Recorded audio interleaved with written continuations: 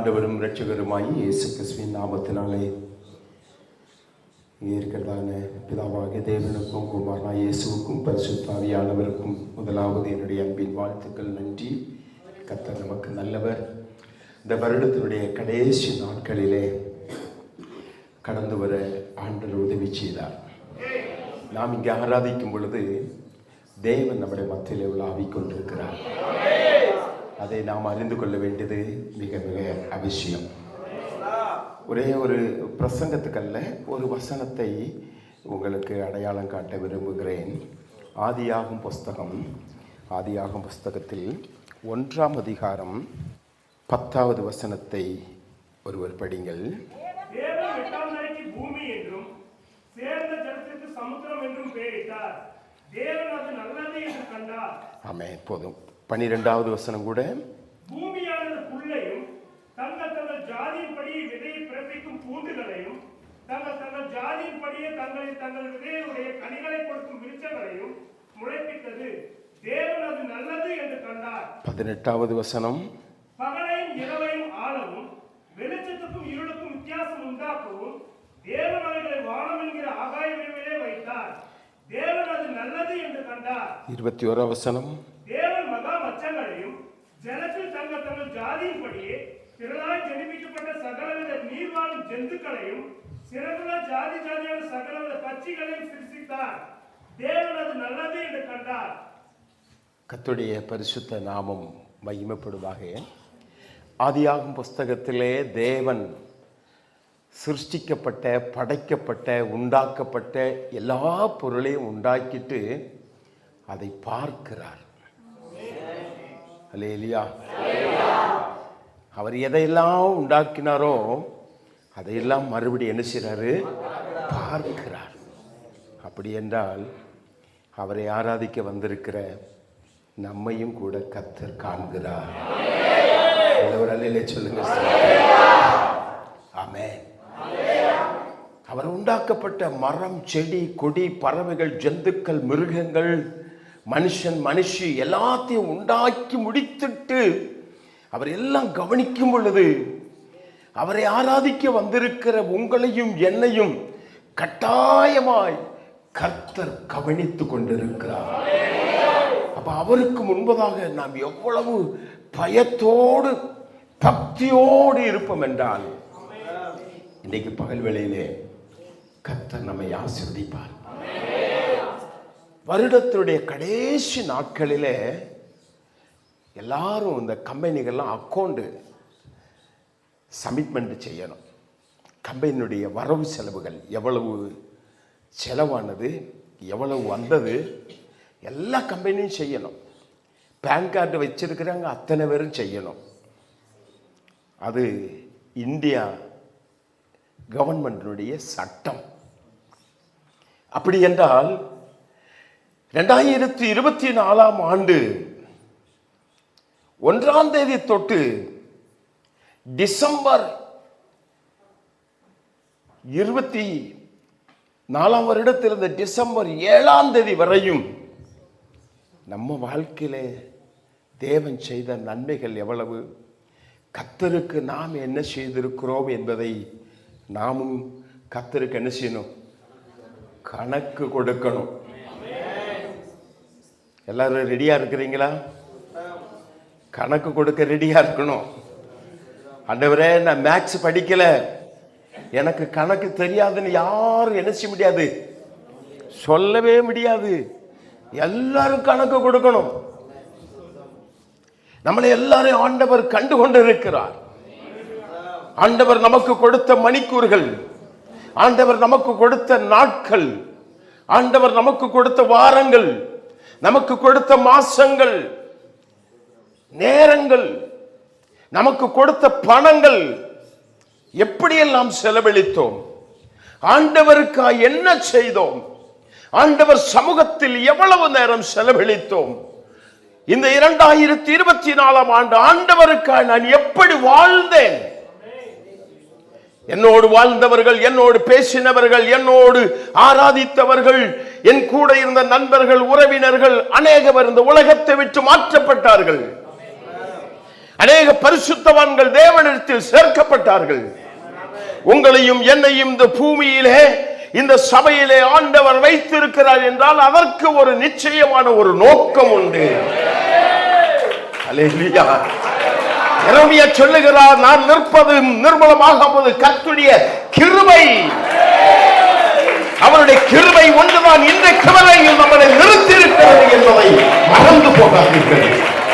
அதனால் தேவ பிள்ளையே, இன்றைக்கு காலவேளையில தேவ சமூகத்தில் நம்முடைய சகல இருதயங்களையும் உள்ளந்திரியங்களையும் ஆராய்ந்து அறிகிற ஒரு கர்த்தர் இந்த சபையிலே அங்கும் இங்கும் உலாவிக் கொண்டிருக்கிறார். உங்கள் மத்தியிலே உலாவிக் கொண்டிருக்கிறார். நம்முடைய வார்த்தையை கவனித்துக் கொண்டிருக்கிறார். நீ ஆண்டவருக்கு என்று உன்னை ஒப்புக் கொடுக்க வேண்டிய ஒரு நாள். ஒருவேளை இந்த வருடத்திலே கடைசி ஒரு ஸ்பெஷல் மீட்டிங்கா இருக்கலாம். ஆமென். தேவ சமூகத்திலே நம்முடைய வாழ்க்கை எப்படி நடந்தது என்று தேவனுக்கு தெரியும். அதற்கடுத்து நன்றா நமக்கு தெரியும். எப்படி நான் வாழ்ந்தேன், எப்படி எல்லாம் என்னுடைய ஆராதனை நாட்களை கழித்தேன், என் ஆவிக்குரிய வாழ்க்கையை எப்படி நான் கடந்து வந்தேன். பேருக்காக வந்தனா, பயத்துக்காக, ஊழியக்காரனுக்காக பயந்து வந்தனா, கடமைக்கு வேண்டி வந்தனா, ஏதோ ஒரு நேரத்தில் போய் தலை காட்டலாம் என்று சொல்லி இப்படியாப்பட்ட சூழ்நிலையில் இருக்கிறீர்களா? எல்லாருடைய இருதயத்தையும் இன்னைக்கு ஆராய்ந்து அறிகிற ஒரு கர்த்தர். அல்லேலூயா. என்னை காட்டிலும் வல்லமையாய் வல்லமையாய் சத்தியத்தை சத்தியமாக பேசக்கூடிய ஒரு நல்ல போதகரை ஆண்டவர் உங்களுக்கு ஈவாய் தந்திருக்கிறார். அல்லேலூயா. அவருக்கு ஒரு பெரிய சந்தோஷம். என் பிள்ளைகளுடைய கடைசி நிமிஷத்துடைய நிலைமை எப்படி இருக்கும் என்று தெரியும் அல்லவா? அல்லேலூயா. ஸ்தோத்திரம். ஆகினால் அவருக்கு முன்பதாக நான் ஒன்றுமல்ல, ஸ்தோத்திரம்.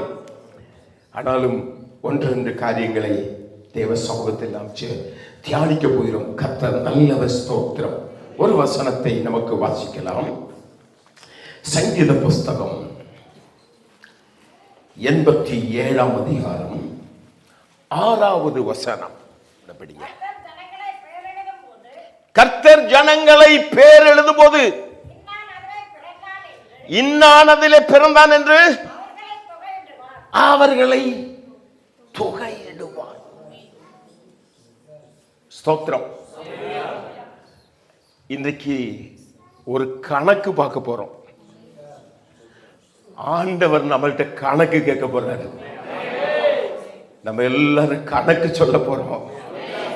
எங்க நம்முடைய வாழ்க்கையில பழுது ஏற்பட்டது, எங்கே நம்முடைய வாழ்க்கையிலே தவறுகள் சம்பவித்தது, ஓலமிட்டு அள்ளணும், ஜெபிக்கணும். இருதயத்தை ஆராய்கிற ஒரு கர்த்தர் தேவ சமூகத்தில் நீ ஒப்பு கொடுத்தால் நிச்சயமாய் கர்த்தர் ஒரு விடுதலை கொடுப்பார். ஒருவேளை நீங்க குற்றவாளியா இருக்கலாம், நீங்கள் பாவம் செய்திருக்கலாம். இன்னைக்கு ஒப்பு கொடுங்க. இனி 23 நாட்கள் தான் உண்டு இந்த வருடத்தை முடிக்க. ஒப்பு கொடுக்கணும். என்னை அடிக்கடி ஞாபகப்படுத்துகிற ஒரு காரியம், ஒரு சகோதரி பாவம் செய்தால், வேசித்தனம் பண்ணினால் அவர்களை கையும் களவுமாய் பிடித்தார்கள். மோசேயுடைய நியாயப்பிரமாண பிரகாரம் அவளை பிடித்தால் அவளை கல்லெறிந்து கொல்ல வேண்டும். பரிசேயர்கள் பிடித்தார்கள். அவர்களுக்கு பூரண அதிகாரம் உண்டாயிருந்தது. கல்லை எரிஞ்சு கொல்லலாம், அது தவறு கிடையாது, பிரமாணம். ஆனால் அவர்கள் அதை செய்யவில்லை. அவர்கள் அதை செய்யவில்லை. அவளை கொண்டு அங்கு போட்டுட்டு இயேசுவினிடத்தில் வந்து சொல்லி இருக்கலாம், ஆண்டவரே, ஒரு பாவியான ஸ்திரியை நாங்கள் கையோடு பிடித்தோம், பிரமாணத்தின் பிரகாரம் நாங்கள் அவளை கல்லெறிந்து கொன்று விட்டோம். இதா டெட் பாடி அங்கே கிடக்கிறது, தவறில்லை. ஆனால் அவர்களுக்கு கூட ஒரு மனசாட்சி இருந்தது. இவளை கொல்ல வேண்டாம், இயேசுவினிடத்தில் கொண்டு போவோம், அல்லேலூயா. இயேசுவினிடத்தில் கொண்டு போவோம் என்றார்கள். அப்படியாப்பட்டவனே இயேசுவினிடத்தில் வரும் பொழுது ஸ்தோத்திரம். இன்னைக்கு ஜனம் இயேசுவினிடத்தில் வருவதற்கு அநேகவர் மனம் இல்லாமல் இருக்கிறார்கள். நிறைய பேர் 10க்கு மேல அவளை பிடித்து கொண்டு வருகிறார்கள். அந்த சகோதரி எப்படி இருக்கும்? அவளுடைய மனம் என்ன இப்படி இருக்கும்? இன்னும் சில நிமிஷத்தில் என்னை இவர்கள் கல் எறிவார்கள். எல்லாரும் கையில கல் இருக்கு. நான் இனி சாக போறேன், என்னுடைய வாழ்க்கை என்னையோட முடிகிறது. ஒருவேளை அவன் நினைச்சிருப்பா, எனக்கு இன்னைக்கு ஒரு மன்னிப்பு கொடுத்தா நிச்சயமா நிமிழ்பட்டு இந்த பாவத்தை செய்ய மாட்டேன். அழுதுருப்பா. இயேசு இருக்கிற இடத்துக்கு கொண்டு வந்தாங்க. இல்லை என்றால் பிடிச்ச இடத்துல இயேசுவை போய் அழைச்சிட்டு வரல. இயேசு இருக்கிற இடத்திற்கு குற்றவாளியுமாய் கடந்து வந்தார்கள்.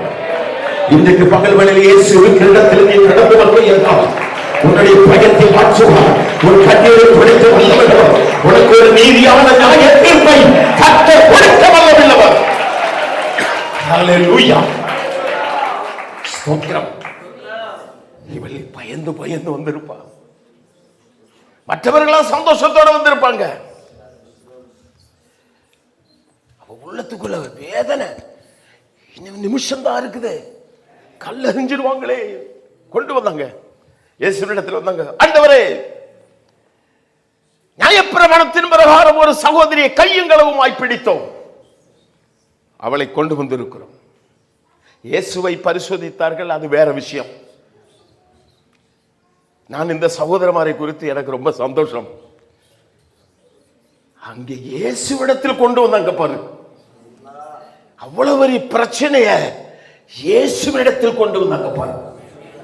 சகோதரா சகோதரியே, உனக்கும் உன் குடும்பத்துக்கும் உன் சகோதரிக்கும் பிள்ளைகளுக்கும் பிரச்சனை இருந்தால் அது இயேசுவிடத்தில் கொண்டு வந்தார். அங்கு கர்த்தர் ஒரு நீதியை நிறைவேற்ற வல்லவர்.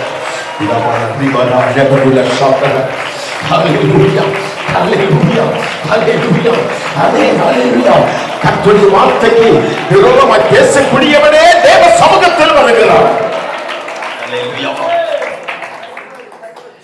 2024 ஆண்டு உன் வாழ்க்கையில் இப்படிப்பட்ட சூழ்நிலைகள் வரும் பொழுது தேவனுக்கு கூட தெரியாதபடி எத்தனை முறை நீயாய் நியாயம் தீர்த்தாய், நீயாய் அவர்களுக்கு எத்தனை முறை தண்டனை கொடுத்தாய், எத்தனை முறை அவர்களை வேதனைப்படுத்தினாய், எத்தனை முறை அவர்களை கடங்கடித்தாய். ஆண்டவரே, நான் செஞ்சிருக்கிறேன், உங்கள்கிட்ட கூட சொல்லாம அந்த காரியத்தை செஞ்சிருக்கிறேன் ஆண்டவரே, சொல்லுவீங்களா? அப்போ கொண்டு வந்து நிப்பாட்டியாச்சு. அந்த சகோதரி நிக்கிறா, எல்லாம் நிக்கிறாங்க. இயேசு கேட்டாரு, என்னப்பா பிரச்சனை? ஆண்டவரே, வசனத்தின் பிரகாரம் பிரமாணத்தின் பிரகாரம் இவளை கையும் களமா பிடிச்சால் கல்ல இருந்து கொல்ல வேண்டும் என்று சொல்லியிருக்கிறது, நீர் என்ன சொல்ல போகிறீர்?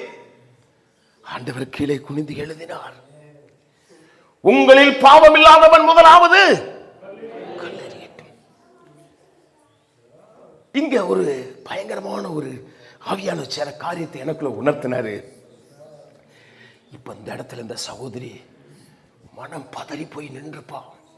கிட்டு கிட்டு, ஆண்டவரே ஒரு சான்ஸ் ஆண்டவர் எனக்கு கொடுத்தா இனிமேல் பற்றிய வாழ்க்கையில் இப்படி செய்யவே மாட்டாண்டவரே, ஒரு சான்ஸ். அடுத்த ஆண்டவர் எனக்கு என்ன தீர்ப்பு கொடுக்கிறான்னு தெரியல. அவருடைய உள்ளந்தரியங்களை ஆராய்ந்து அறிந்தவர் கர்த்தர், அவருடைய வேதனை அறிந்தவர் கர்த்தர், அவருடைய மனப்பான்மை அறிந்தவர் கர்த்தர். இன்றைக்கு பகல் வகையில் இந்த 2024 ஆண்டு கடைசி நிமிஷத்தில் உள்ள பதறி போய் உள்ளத்தின் ஆழத்திற்கு உன்னை ஒப்பு கொடுமை என்றால், உன் தவறு எவ்வளவு பெரிய தவறாய் இருந்தாலும் இன்னைக்கு நீ ஆளுமை என்றால் கர்த்தர் உனக்கு விடுதலை கொடுக்க வல்லமை உள்ளவர். Hallelujah, praise God, thank you Lord. Amen. கல்லெறிங்க பண்றார், ஒருத்தன் கூட கல்லெறியல. கல் அங்க கடந்து எல்லாம் போயிட்டாங்க. இயேசு அவளை பார்த்தார். உன்மேல யாரும் கல்லெறியலையாமா? இல்ல, நானும் உனக்கு ஒன்றும் செய்வதில்லை, போ. இனி அவருடைய இருதயத்தை ஆண்டவர் பார்த்தார். குற்றவாளியா இன்னைக்கு வந்திருக்கலாம், வேதனையோடு வந்திருக்கலாம், அடுத்த நிமிஷம் என்ன நடக்க போகுதுன்னு வந்திருக்கலாம், மனம் பதறி போய் வந்திருக்கலாம்.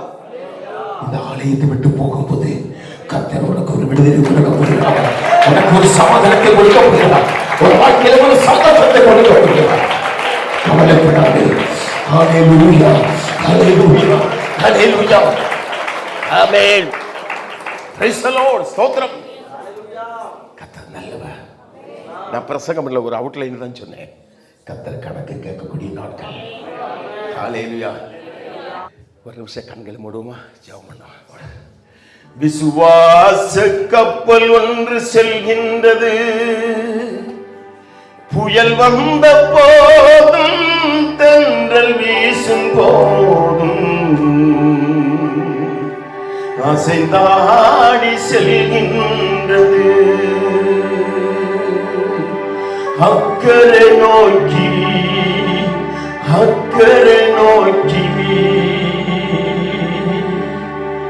பரந்த சமுத்திரத்தில் செல்கின்றது, பார சுமையோடு செல்கின்றது, பரந்த சமுத்திரத்தில் செல்கின்றது, பார சுமையோடு செல்கின்றது, பரபரப்போடு செல்கின்றது, இடம் நோக்கி. ஹல்லேலூயா, hallelujah, hallelujah, hallelujah, hallelujah, hallelujah, ஹல்லேலூயா.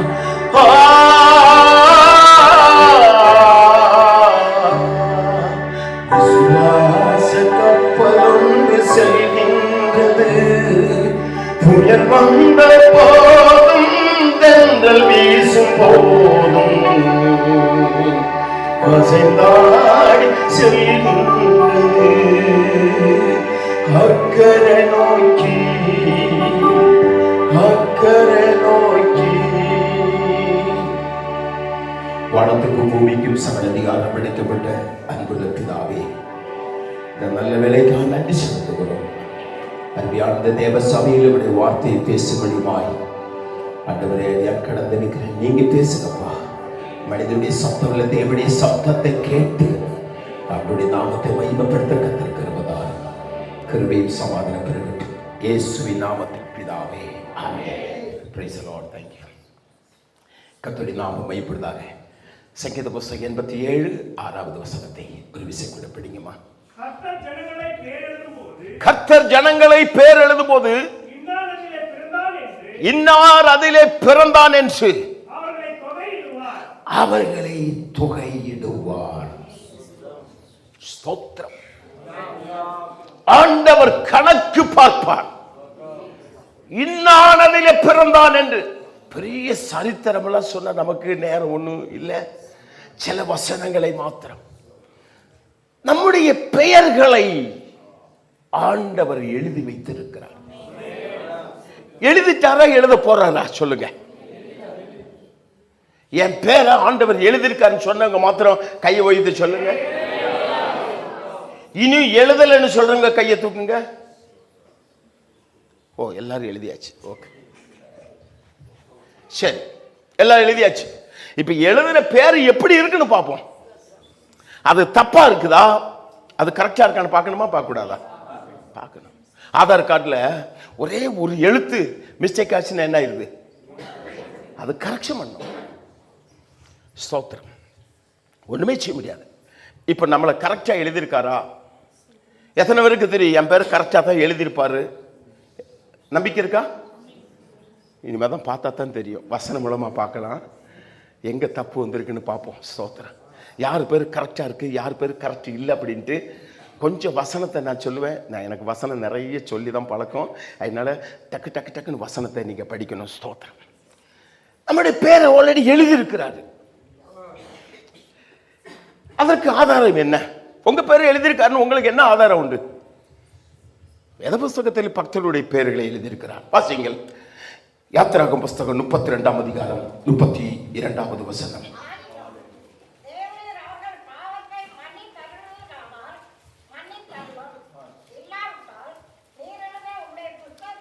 நீர் எழுதின உம்முடைய புஸ்தகத்திலிருந்து என்னுடைய பெயர் கிறுக்கி போடுவதாக. மோசே சொல்லுகிறார், ஆண்டவரே என் ஜனங்களுடைய பாவத்தை மன்னியும். நீர் மன்னிக்கவில்லை என்றால் உம்முடைய புஸ்தகத்தில் என்னுடைய பெயர் எழுதப்பட்டுள்ளதை அதை என்ன செய்யும்? கிறுக்கி போடும். எனக்கு அந்த பேரு தேவையில்லை. அன்னு சொல்றாரு, எப்பா உன் பேரை கிறுக்க வேண்டாம்பா. இந்த ஜனம் பாவம் செய்தார்கள், ஆண்டவருடைய ஆலோசனை விட்டு விட்டார்கள், விக்கிரகத்துக்கு நேராய் திருப்பி விட்டார்கள். இப்பொழுது ஆண்டவர் இவர்கள் மேல் கோபப்படுகிறார்.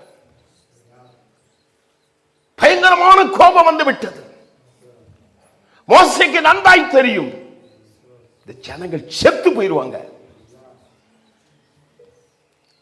ஒவ்வொரு நாளும் உங்களுக்காக இந்த வருடம் முழுவதும் நீங்க சாகாம இருக்க, நீங்க பிழைக்க, நீங்க நன்றாய் இருப்பதற்காக உங்களுக்காய் ஒரு தேவ மனுஷன் முட்டு மேல நிற்கிறார்.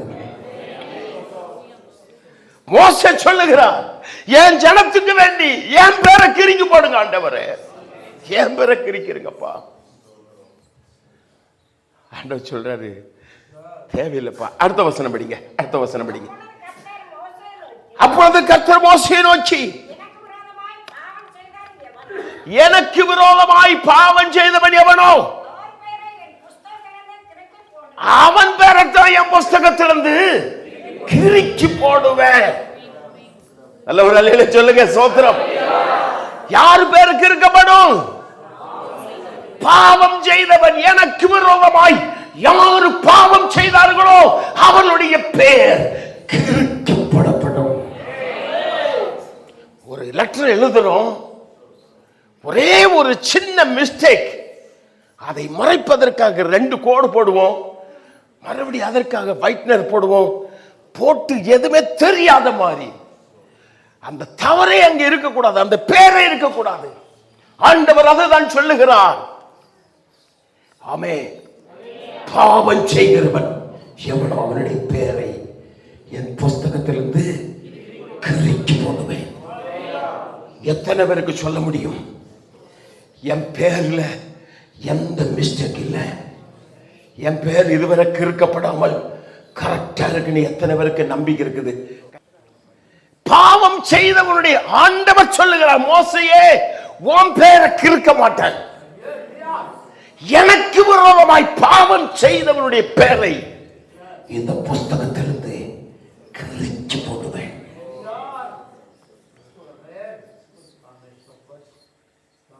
எல்லாரும் பேரும் எழுதியிருக்கு. அதுக்கு நீங்க சந்தோஷமா நினைஞ்சீங்க, கையை தூக்குனீங்க. இப்ப ஏன் கை தூக்கல? அப்ப என்ன ப்ராப்ளம் சொல்லுங்க. அப்ப பேரு பேரு சொல்லுங்க ஐயா. லைட்டா கிறுக்கி இருக்கு. சோத்திரம். இந்த கிறுக்கினதோட 2025 போலாமா? அப்ப என்ன செய்யணும்? செலவழிக்கணும். கரெக்ஷன் பண்ணுவதற்கு செலவழிக்கணும். ஆதார் கார்டுல ஒரு சின்ன மிஸ்டேக் வந்தால், பாஸ்போர்ட்ல ஒரு சின்ன மிஸ்டேக் வந்தால் பணம் செலவழிக்கணும், நேரம் செலவழிக்கணும், மணிக்கூறுகள் காத்திருக்கணும். ஹலோ, புரியுதா? இன்றைக்கு உன் பேருக்கு இருக்கப்படாமல் இருக்க வேண்டாம். தேவ சமூகத்தில் நீ விலை கொடுக்கணும். தேவ சமூகத்தில் நீ கிரையம் சொல்லணும். எத்தனை பேர் ஆண்டவர் சமூகத்தில் ஒப்பு கொடுக்கிறீங்க? ஆண்டவரே, இந்த நாட்களிலே ஆண்டவரே என் பேருக்கு இருக்கப்படக்கூடாதப்பா. ஹல்லேலூயா, ஆமென், ஸ்தோத்திரம். இன்னொரு வசனத்தை வாசிக்க நான் மறுபடியும் அந்த கடைசியிலே அந்த வார்த்தைக்கு நான் கடந்து வரேன். சங்கீதம் 69ஆம் அதிகாரம் 27 28 படிங்க. சங்கீதம் 69 27 28 நீங்கள் எல்லாம் எழுதி வைத்துக் கொள்ளுங்கள். அக்கிரமத்தின் மேல்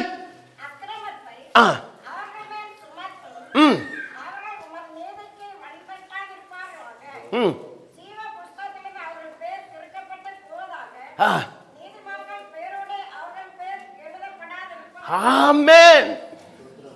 சோத்திரம்.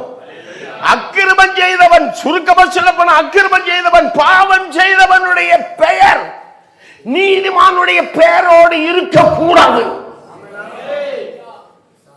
நீதிமானுடைய பட்டியல் தனியாக இருக்கணும். பாவம் செய்தவனுடைய பெயரும் பாவம் செய்யாதவனுடைய பெயரும் ஒரே புஸ்தகத்தில் இருக்கக்கூடாது. அது விவஸ்தை. ஆண்டவர் சொன்னார், இவர்கள் தடித்து பார்க்கும் ஜாதி, சாதிகளோடு களவாத இருக்கவில்லை. யோசித்து பாருங்க, இங்க எல்லாம் ஒண்ணு போல இருக்கிறோம். வேறு பிரிக்கப்படும். செம்மறியாடு வெள்ளாடு வேறு பிரிக்கப்படும். பாவியும் பரிசுத்தமான வேறு பிரிக்கப்படும். நீங்க இங்க உயர்ந்தவன் தாழ்ந்தவன், பணக்காரன் தரித்திரன், பெரிய வீடு சின்ன வீடு எல்லாம் பிரிக்கிறோம். இது ஒண்ணு ஆண்டவர் பிரிப்பதில்லை. ஆண்டவர் பிரிக்கிற ஒரு காரியம், அக்கிரமக்காரன் பேரு நீதிமானோடு சேர்க்கப்படுவது இல்லை. சோதரம். நீங்க எத்தனையோ நீதிமானோட பேசிருக்கலாம், எத்தனையோ நீதிமானோட டிராவல் பண்ணிருக்கலாம், எத்தனையோ நீதிமானம் உங்க வீட்டுக்கு வந்திருக்கலாம். ஆனால் ஒரு காரியம், உங்களுடைய பெயர் கிறுக்கப்படாமல் இருக்க வேண்டியது மிக மிக அவசியமாய் காணப்படுகிறது. ஹல்லேலூயா. அப்போ என்ன செய்யணும்? யாருடைய பெயர் அங்கு எழுதப்படும். அன்னைக்கு நான் உங்களை பார்த்து கேட்கிறேன், உங்க பேர் ஜீவ புஸ்தகத்தில் எழுதியிருக்குது உண்மைதான். அதை கரெக்ஷன் பண்ணுமா, சரி பண்ணணுமா? சொல்லுங்க, சரி பண்ணணுமா? ஒரே ஒரு காரியம், இது சுத்திகரிப்பு மீட்டிங். நம்ம சுத்திகரணம் பெற்றுக்கொள்ள வேண்டும். எப்ப நம்ம பேர் எழுதப்படும் தெரியுமா? பாவம் கழுகப்படணும். என்ன பாவம் நான் சொல்லல. ஏசாயா 4ஆம் அதிகாரம், ஏசாயா 4ஆம் அதிகாரம் 3-4 உள்ள வசனங்களை படிங்கள். அப்பொழுது ஆண்டவர் சீயோன் குமாரத்தினுடைய அழுக்கை கழுவி நியாயத்தின் ஆவினாலும் சுட்டெரிப்பின் ஆவினாலும் எருசலேமினுடைய இரத்த பலிகளை அதன் நடுவிலிருந்து நீக்கிவிடும் பொழுது, சீயோனில் மீதியா இருந்து எருசலேமில் தரித்திருந்து ஜீவனுக்கென்று பெயர் எழுதப்பட்டவன் எவனோ அவன் தான் பரிசுத்தன் என்று சொல்லப்படுவான். எந்த நாள் கழுகப்படணும்? 2024 வாழ்க்கையில வந்து போனதான பாவங்கள், குற்றங்கள், கோபங்களை அஜனத்தாலும் ஆவியாலும் இரக்கத்தாலும் கழுகப்பட வேண்டும். இன்னைக்கு கழுவதற்கு ஒப்புக்கொடுங்கள். இன்னைக்கு ஆண்டவர் சமூகத்தில் உங்களை தரமட்டமாய் தாழ்த்துங்கள். ஆண்டவரே, நான் ஒரு பாவி ஆண்டவரே. ஆண்டவர் சமூகத்தில் நம்மை தாழ்த்துவது நல்லது, நம்மளை ஒப்புக் கொடுப்பது நல்லது. பவுல் 55 வயசுல வேத புத்தகத்தை எழுதுகிறார். கொரிந்தியர் எழுதும் போது சொல்றாரு, எல்லாரை காட்டிலும் நான் சிறியவன், சகல அப்போஸ்தலரை காட்டிலும் நான் சிறியவன். 60ஆவது வயசுல புக் எழுதும் போது சொல்லுகிறான், பாவிகளிலே பிரதான பாவி நான். தன்னைத்தான் தாழ்த்துகிறார். நம்மளை ஆண்டவர் சமூகத்திலே தாழ்த்தணும், நம்முடைய மேட்டிமை இறக்கி வைக்கணும். ஆண்டவருக்குமாய் நான் செய்த பாவங்கள் 1 2 நினைத்து பாருங்கள்.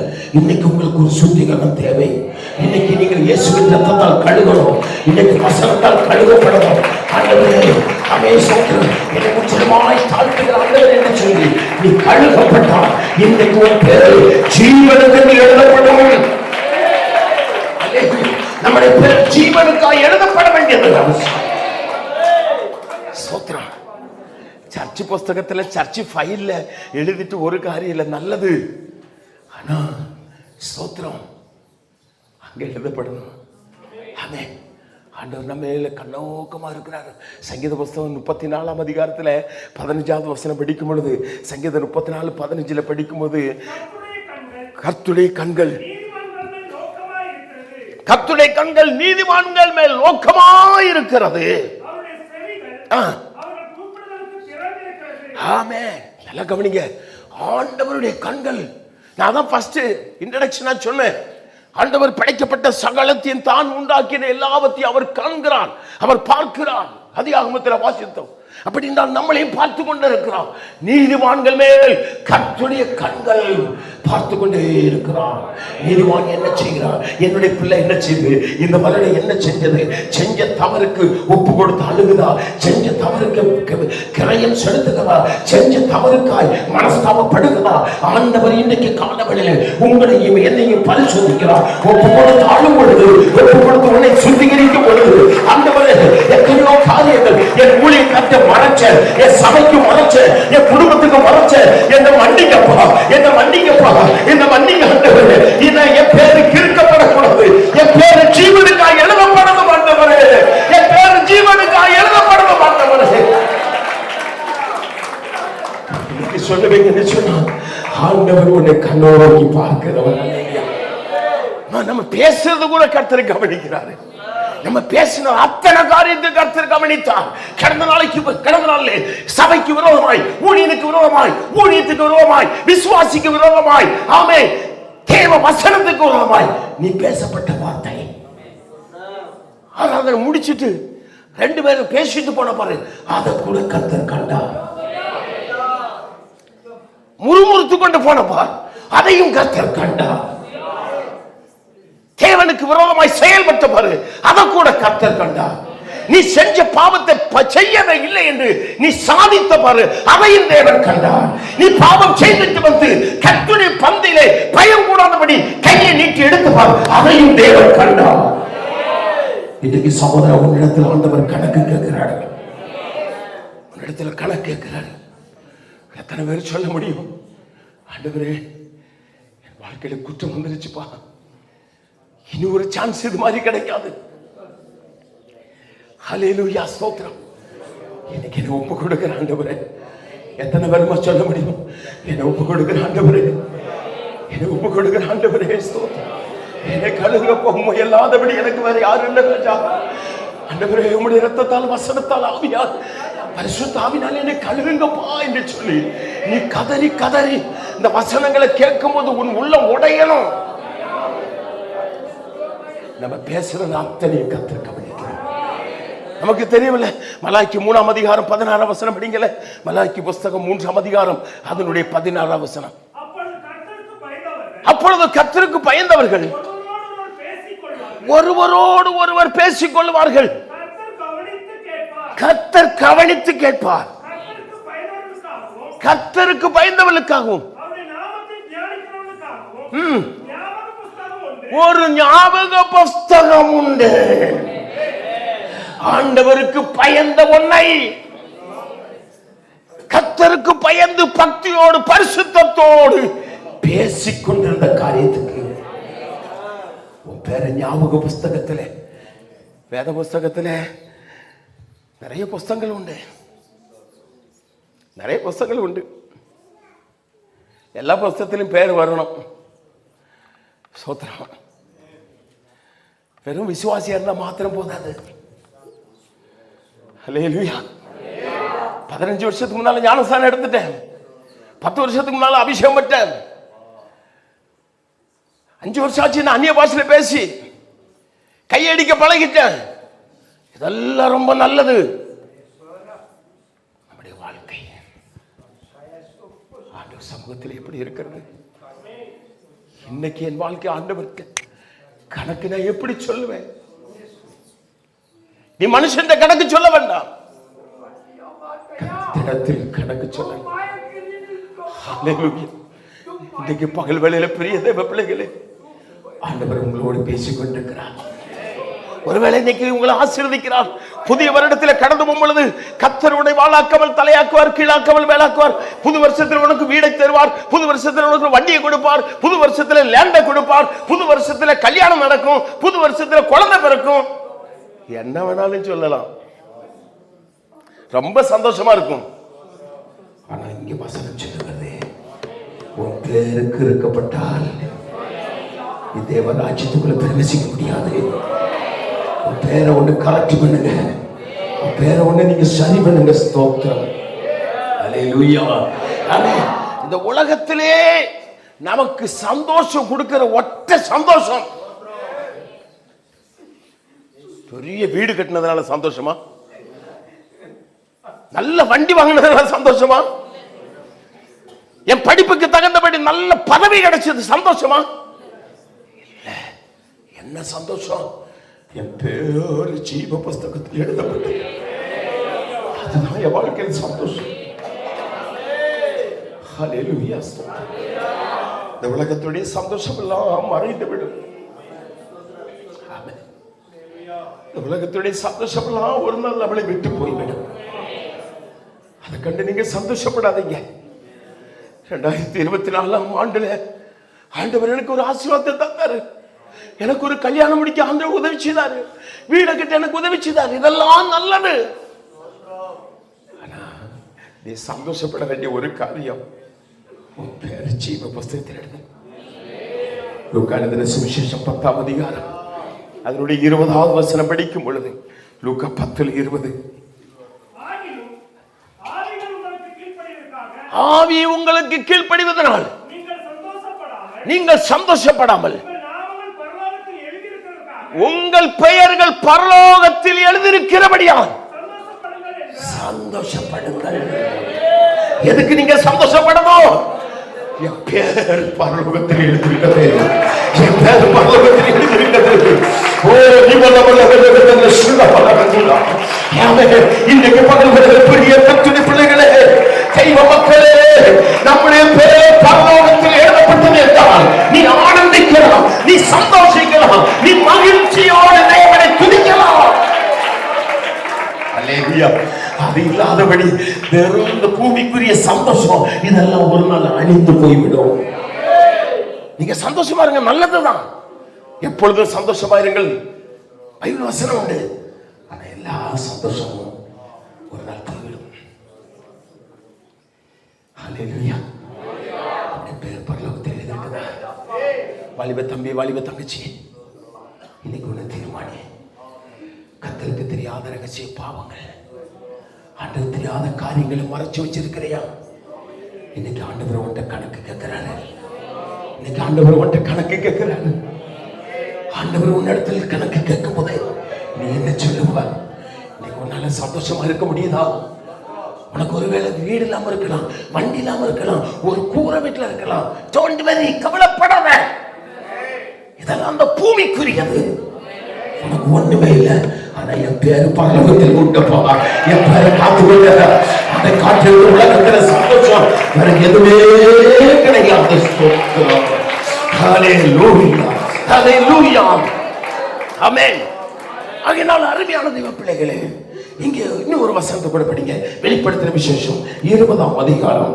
ஆமென், ஸ்தோத்திரம். வெளிப்படுத்தல் 20ஆம் அதிகாரம் அதனுடைய 12ஆம் வசனம் படிங்கள்.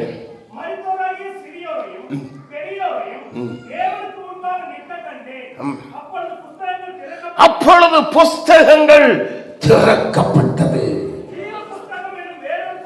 ஜீவ புஸ்தகம் என்று வேற ஒரு புஸ்தகம் இருந்தது. அந்த புஸ்தகங்களில் எழுதப்பட்டபடியே மரித்தோர் தங்கள் தங்கள் கிரிகளுக்கு தக்கவனமாய் நியாயத்தீர்ப்படைந்தார்கள்.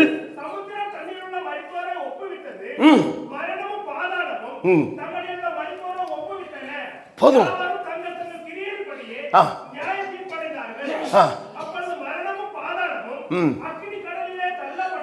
போதியா போதியா. புஸ்தகங்கள் திறக்கப்பட்டது. சோத்திரபுரலில் சொல்லுங்க. நான் உங்களுக்கு ஒரு எக்ஸாம்பிள் சொல்றேன். புஸ்தகங்கள் திறக்கப்பட்டது. ஒரு பெரிய கவர்மெண்ட் ஜாப் உங்களுக்கு கொடுக்குறாங்கன்னு வச்சுக்கொள்ளுங்க. இங்க ஒரு முக்கியமான அதிகாரி வருகிறார். அவர் சொல்லுகிறார், உங்களுடைய எல்லாரும் நிறைய பேர் அப்ளிகேஷன் கொடுத்துட்டீங்க, இதுல யாருடைய பேர் வாசிக்கிறனோ அவர்கள் எல்லாம் உயர்ந்த பதவி. நம்ம இங்க உட்கார்ந்துருக்கும் போது நம்ம மனம் நிலைமை எப்படி இருக்கும்? எப்படி இருக்கும்? ஐயோ என் பேர் இருக்குமா, ஐயோ என் பேர் இருக்குமா, என்ன ஆயிருக்குமோ, ஏதாயிருக்கும் இல்லாத சோத்திரம். ஐயோ, ஒரு பதட்டத்தின் நாள் வரப்போகிறது. ஒரு முடிவின் நாளிலே நாம் வந்திருக்கிறோம். இந்த உலகம் பாவத்தை பச்சை தண்ணீரை போல குடித்துக் கொண்டிருக்கிற இடத்துல வரும் பொழுது, கடத்தூர் விசுவாசியே, நீங்களும் நானும் தேவராஜ்யத்தில் பெயர் எழுதப்பட வேண்டும். ஹல்லேலூயா. புஸ்தகங்கள் திறக்கப்படும் பொழுது உங்களுக்கு மாத்திரமில்லை, 1000 10,000 கோடான கோடி ஜனங்கள் இருப்பார்களாம். தானியேல் புஸ்தகம் 7ஆம் அதிகாரம் 10ஆம் வசனம் படிங்கள். தானியேல் 7:10. ஆமே, ஸ்தோத்திரம்.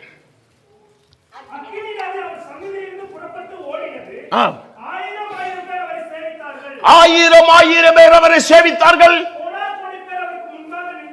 கோடா கோடி பேர் அவர்களுக்கு முன்பாக நின்றார்கள். நியாய சங்கம் உட்கார்ந்திருந்தது.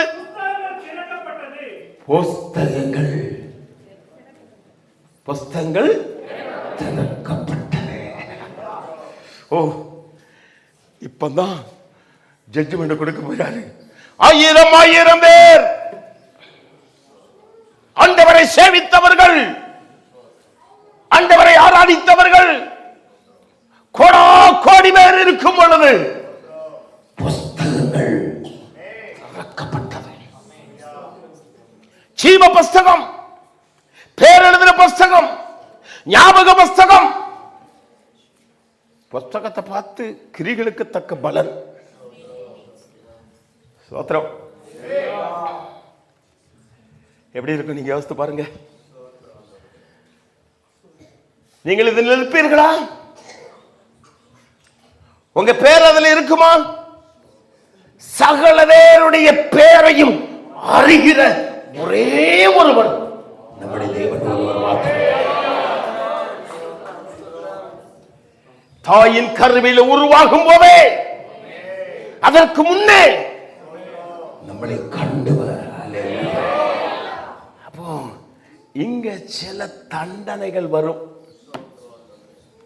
சில பனிஷ்மெண்ட் கிடைக்கும். சோத்திரம். கிறுக்கப்பட்டது, பேர் இல்லாதது, இங்கதான் ஆண்டவர் சம்பளம் கொடுக்க போறாரு. 30 நாள் வேலை செய்தால் அடுத்த நாள் உங்களுக்கு சம்பளம் கிடைக்கும். சம்பளம் 2 நாள் குறைந்தால் நீங்கள் ஃபைட் பண்ணுவீங்க.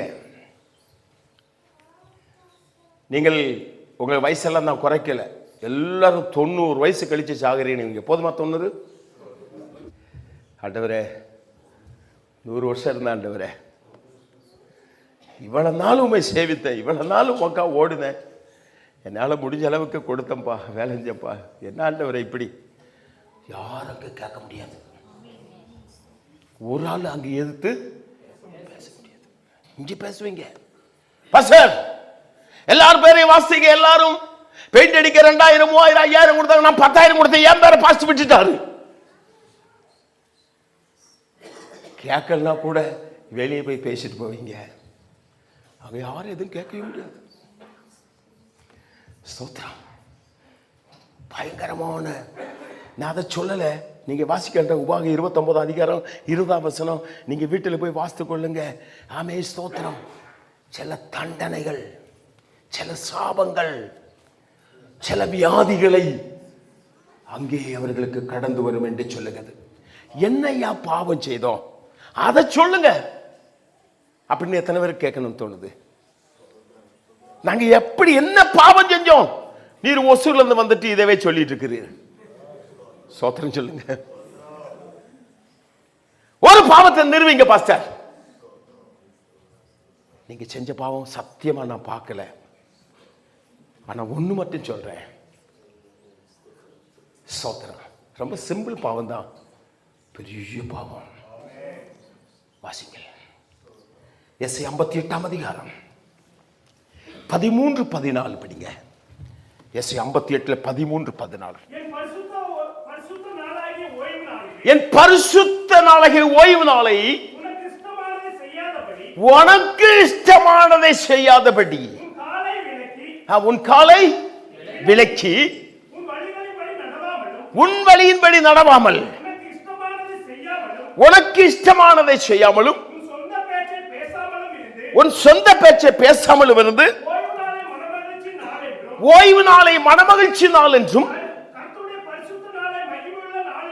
கர்த்தருடைய பரிசுத்த நாளை மகிமையுள்ள நாள் என்று சொல். அதை மகிமையாய் நீ எண்ணுவாயானால் அப்பொழுது நீ என்ன செய்வாய்? கர்த்தருக்கு மகிழ்ச்சியாய் இருப்பாய். நல்ல ஒரு அல்லேலூயா சொல்லுங்க. ஓய்வு நாளை பரிசுத்த நாளாய் எண்ணணும். நாளைக்கு நடக்குதான பரிசுத்த ஆராதனை.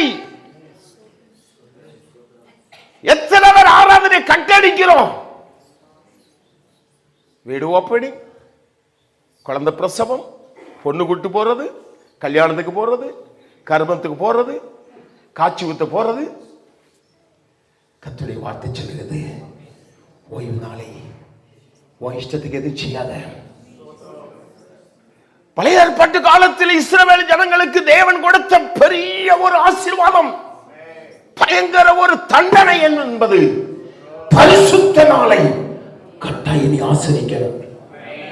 அதை மிஸ் பண்ணக்கூடாது.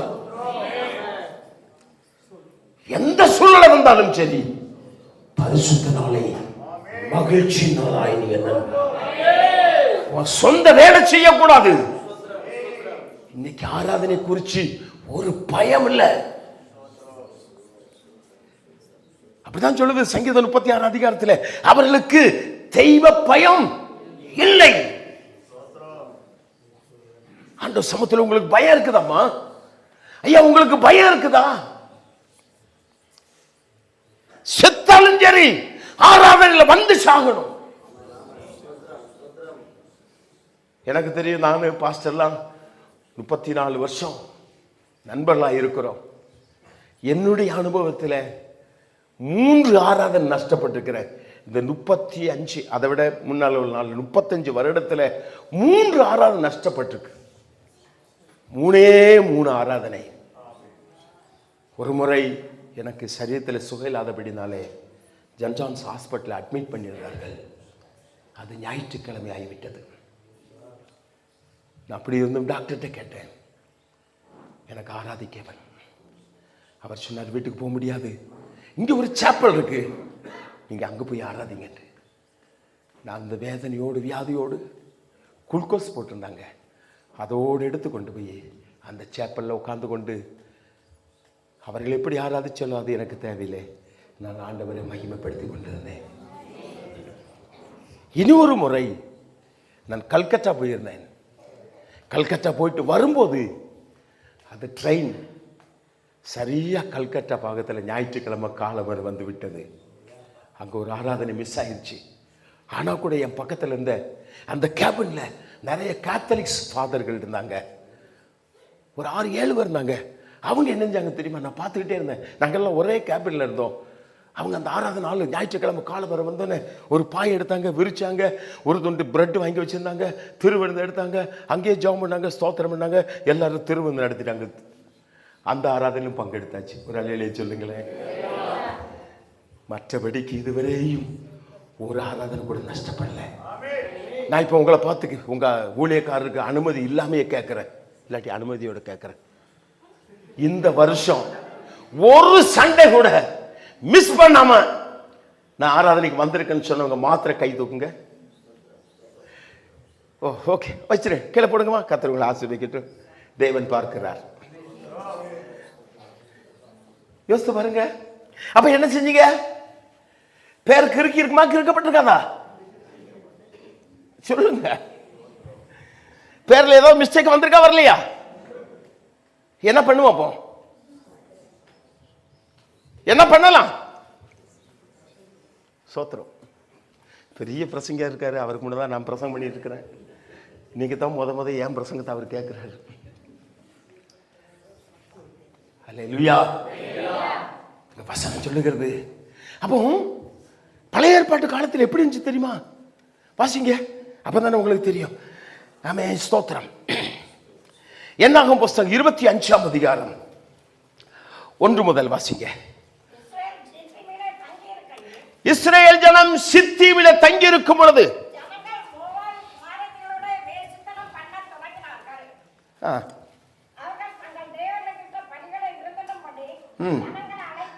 சாரிமா 15 என்ன 15:32 படிங்க. 15:32. இஸ்ரவேல் புத்திரர் வனாந்தரத்தில் இருக்கையில் சோத்ரா நில்லுமா பாப்பா, அங்கே நில்லு. அப்படியே அந்த வசனம் நீ படிக்கணும். இஸ்ரவேல் ஜனம் சித்தீமில தங்கி இருக்கும் பொழுது ஓய்வு நாளில் ஒரு மனிதன் விறகு புறக்கினதை கண்டார்கள். அந்த காலத்தில் எவடா தப்பு செய்யறாமனு காண்பதற்கே ஒரு கூட்டம் இருந்தது. கண்டார்கள். விறகு பிறக்கி சேலுக்காக வச்சிருந்தான். எதுக்கு விறகு பிறக்குவான்? சாப்பாட்டுக்கு தானே. ஒரு நேரம் சாப்பாட்டுக்கு தானே விறகு பிறக்கணும். அது தப்பா? தப்பு. ஆண்டுடைய பார்வையில் தப்பு. என்னைக்கு போய் விறகு பிறக்கின? வாய்ப்பு சொல்லு பிள்ளைங்களா. ஓய்வு நாளில் விறகு பிறக்கினான். அவங்களும் இந்த வேசியை பிடிச்ச மாதிரி அதே மாதிரி அன்னைக்கு ஒரு கூட்டம் இருந்தாங்க. பிடிச்சிட்டாங்க அவனை. டேய், ஆராதனைக்கு போகும்போது என்ன செஞ்சிட்டு இருக்கிறான்? அவனாவது விறகு பிறக்கணும். இது அந்த மாதிரி வியாபாரமே செஞ்சிட்டு இருக்குது. தோத்திரம் சொல்லுங்க. ஒரு மாசம் ஆராதனைக்கு வராம வியாபாரம் செய்யற பார்ட்டிகள் இந்த கூட்டத்தில் இருக்க மாட்டாங்கன்னு நினைக்கிறேன். கட்டாயம் இருப்பாங்க. சோத்திரம். யோசித்து பாருங்க. ஜீவ புஸ்தகத்தில் பேரவே ஆண்டவர் அந்த பேஜமே கிழிச்சு போட்டுப்பாரு. சோத்திரம். அல்லேலூயா. படிங்க. அப்ப படிச்சாதான் விஷயம் தெரியும். படி பாப்பா. விறகுகளை புறக்கின அந்த மனிதனை கண்டுபிடித்தவர்கள்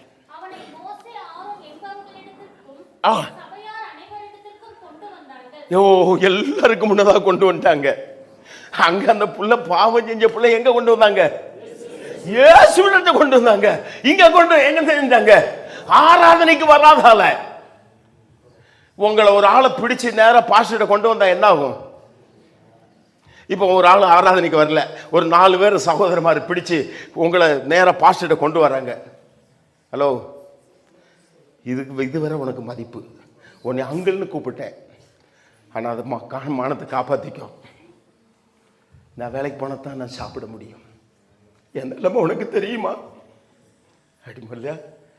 மோசையின் இடத்துல ஆரோன் இடத்துல கொண்டு வந்தாங்க. ஐயா, நியாய பிரமாணத்தின் பிரகாரம் இவனை என்ன செய்யணும்? கல்லறியணும். ஞாயிற்றுக்கிழமை ஆராதனைக்கு வராதவன கல்லறியணும்.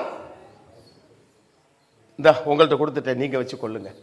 சபையாருக்கு முன்பதாக இவன் பெரிய பாவம் செய்யலங்க. விறகு பிறகுனது தப்பா? பயங்கர தப்பு. கற்பனையை மீறிவிட்டான்.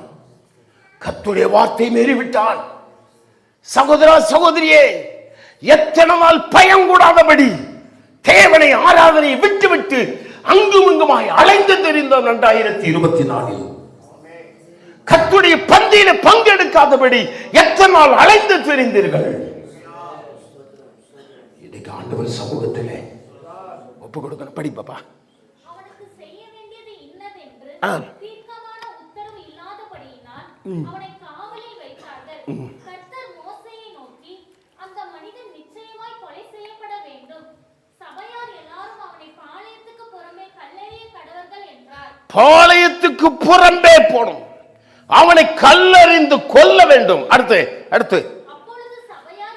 அப்பொழுது சபையார் எல்லாரும் கர்த்தர் மோசேக்கு கட்டளையிட்டபடியே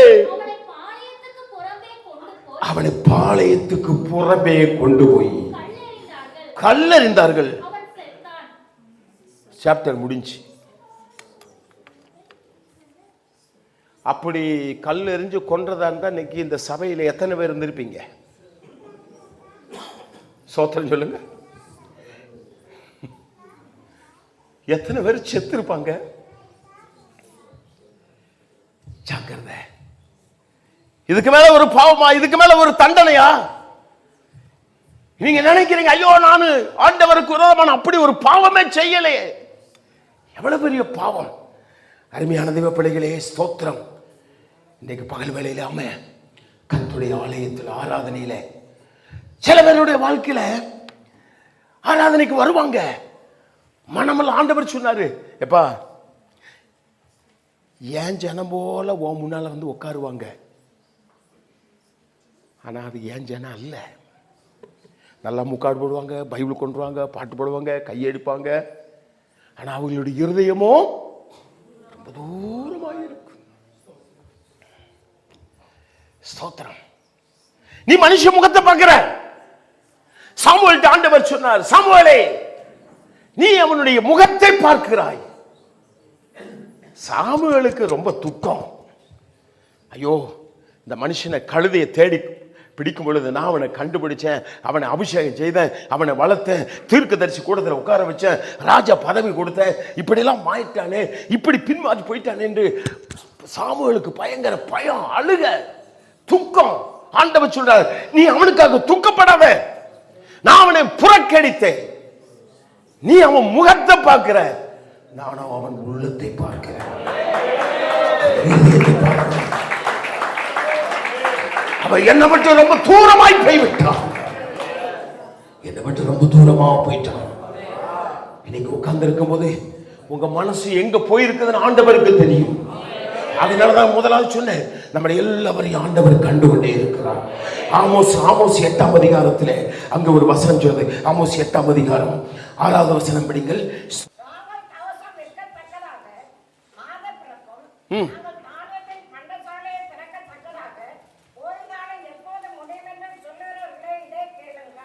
ஓய்வு நாள் எப்போ முடியும் என்று சொல்லுகிறவர்களே இதை கேளுங்கள். அன்னைக்குள்ள ஜனம் எப்பண்டா இந்த ஓய்வு நாள் எதுவும் செய்ய முடியாது.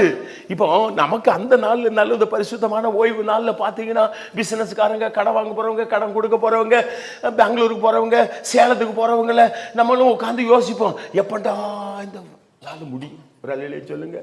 இப்ப கூட நீங்க நினைக்கிறேன்னு நினைக்கலையா? உண்மையை சொல்லுங்க, இந்த கூட்டம் எப்பண்டா முடியும்?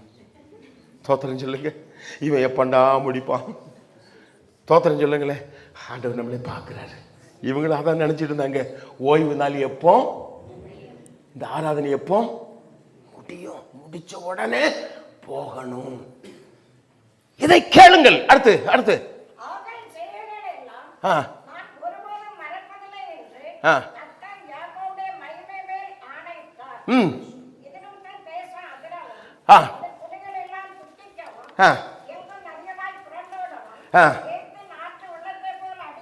போதுமா போதுமா, எல்லா வசனங்களும் வாசிக்க டைம் ஆகிய நல்ல அருமையான தேவப்பிள்ளைகளே. அப்ப இந்த பரிசுத்த ஓய்வு நாளிலே பயபக்தியோடு, அது மகிழ்ச்சி நாளாய், அது கர்த்தருடைய நாள், ஆண்டவர் எனக்கு கொடுத்த நாள் என்று அதை கவனமாய் அதை ஆசரிக்கும் போது ஆண்டவர் நம்மளை உயர்த்துவார் என்று சொல்லுகிறார். அல்லேலூயா. ஆண்டவர் நம்மளை விடுவிப்பாருங்க. நம்ம இவ்வளவு பாடுகள் கஷ்டங்கள் படுவது என்னத்துக்கு தெரியுமா? நித்திய ராஜ்யத்துக்கு போவதற்காக, தேவ ராஜ்யத்தை சுதந்திரிப்பதற்கு தான். ஆகினாலே அந்த காரியத்தை நாங்க முடிச்சுட்டு மறுபடியும் புஸ்தகத்துக்கே வர்ற. ஸ்தோத்திரம். அல்லேலூயா. தானியேல் புஸ்தகம் 12ஆம் அதிகாரம் 1ஆம் வசனம் படிங்கள். தானியேல் 12:1. ஸ்தோத்திரம் ஸ்தோத்திரம்.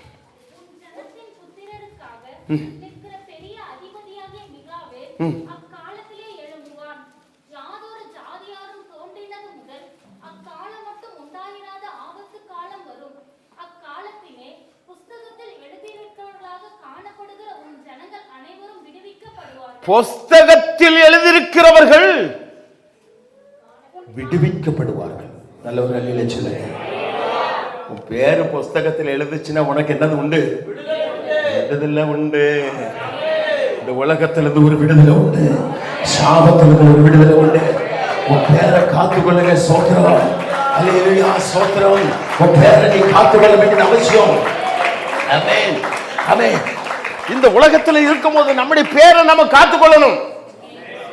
நல்ல ஒரு விசுவாசி, ஆராதிக்கிற விசுவாசி, சாட்சியில விசுவாசி, உண்மையில விசுவாசி, பக்தியில விசுவாசி, பரிசுத்தல விசுவாசி, தாழ்மையில விசுவாசி, கர்த்தருக்காய் கொடுக்கிற விசுவாசி. நீ சாட்சி பெறணும், பேரை காத்துக்கொள்ளணும். யாக்கோபு தன்னுடைய பிள்ளைகளை பார்த்து சொல்றாரு, என் பேரை கெடுத்துட்டீங்கடா. எனக்கு இந்த ஊர்ல எவ்வளவு சாட்சி இருந்துச்சுடா. யாக்கோபுன்னு சொன்னாலே எவ்வளவு சாட்சி இருந்தது, என் பேரை கெடுத்துட்டீங்கடா. சொல்லுங்க ஸ்தோத்திரம். பக்தியோடு வாழ்ந்த குடும்பம், அந்த வீட்டில் ஒரு பிள்ளை பாவம் செஞ்சுட்டா, அநியாயத்துக்கு போயிட்டா, அந்நியனோடு போக ஆரம்பிச்சுட்டா. சகோதரமார் போனாங்க, வெட்டி எறிஞ்சாங்க. யாக்கோபு சொல்றாரு, எனக்குள்ள பேரை கெடுத்துட்டீங்க. நம்ம என்ன தவறு செஞ்சாலும் சபையினுடைய பேர் போகும், உங்களுடைய ஊழியக்கார் பேர் வரும். எனக்கு அதுதான். என் விசுவாசிகள் என்ன தவறு செய்தாலும், என்ன சபை, என்ன போதகர், எத்தனை முறை களங்கம் உண்டாக்கி இருக்கிறாய், எத்தனை முறை ஊழியக்காரனை கண்ணீர் வடிக்க வைத்திருக்கிறாய், எத்தனை முறை உன் பேரு நஷ்டப்பட்டிருக்குது. எழுந்து நின்று சாட்சியில் சொல்ல மாட்டேன். உன் மனசாட்சி குத்துச்சுன்னா ஆண்டவர் சமூகத்தில் நீ கதறணும், ஆண்டவர் சமூகத்தில் ஒப்பு கொடுக்கணும். இன்னைக்கு மனஸ்தாபப்பட்டு ஆண்டவர் சமூகத்தில் சமர்ப்பிக்கப்பட்டால் இன்றைக்கு உனக்கு ஒரு பெரிய விடுதலை உண்டு. ஹல்லேலூயா, ஸ்தோத்திரம். நீ அதில் ஜெயம் கொள்ள வேண்டும், நீ அதில் ஜெயிக்க வேண்டியது அவசியம். ஆமென், ஸ்தோத்திரம். வேதனைகள், பாடுகள், துக்கங்கள், கண்ணீர்கள், தோல்விகள் எல்லாம் வரலாம். அதெல்லாம் விசுவாச வாழ்க்கையில வந்து கொண்டே இருக்கும். ஆமென். வெளிப்பாடு புஸ்தகம் 3ஆம் அதிகாரம் 5வது வசனம் வாசிங்கள். வெளிப்பாடு புஸ்தகம் 3:5. ஸ்தோத்திரம். ஜெயங்கொள்ளுகிறவன் எவனும் அவனுக்கு வெண்வஸ்திரம் தரிப்பிக்கப்படும். ஜீவ புஸ்தகத்திலிருந்து அவனுடைய பேரை நான் கிறுக்கி போடாமல் என் பிதாவுக்கு முன்பாகவும் ஓ ஹல்லேலூயா, ஹல்லேலூயா.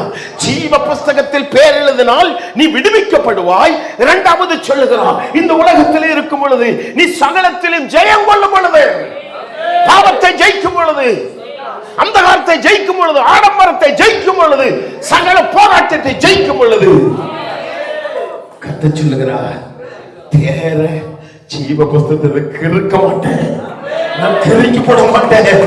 அவனை என் பிதாவுக்கு முன்பதாக நான் அவனை அறிக்க செய்வேன். அல்லேலூயா. இன்னைக்கு இந்த உலகத்துல உன்னை யாரும் அறிமுகப்படுத்த மாட்டார்கள்.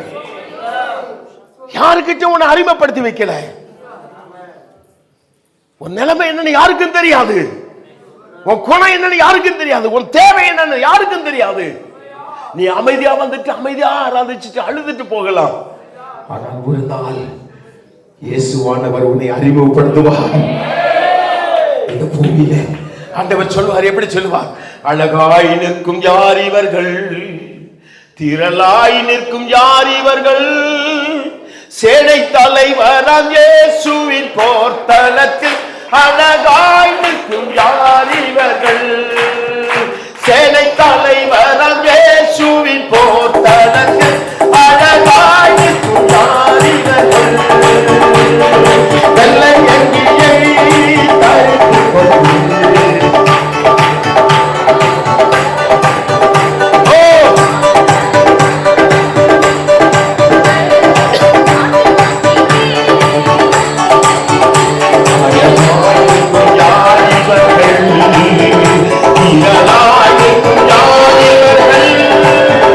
சேனை தலை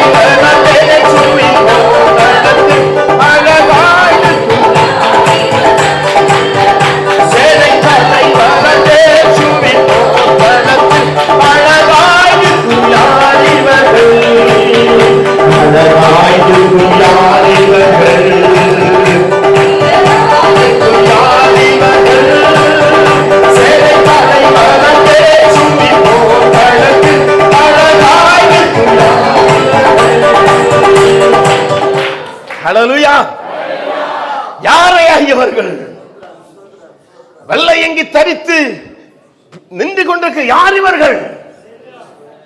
கர்த்தருக்காய் நின்றவர்கள், பாடுகளை சகித்தவர்கள், பாவத்தை வெறுத்தவர்கள், பாவத்தை திரும்பி பார்க்காதவர்கள், பரிசுத்தமாய் வாழ்ந்தவர்கள், ஓய்வு நாளை உண்மையாய் ஆசரித்த ஜனம்.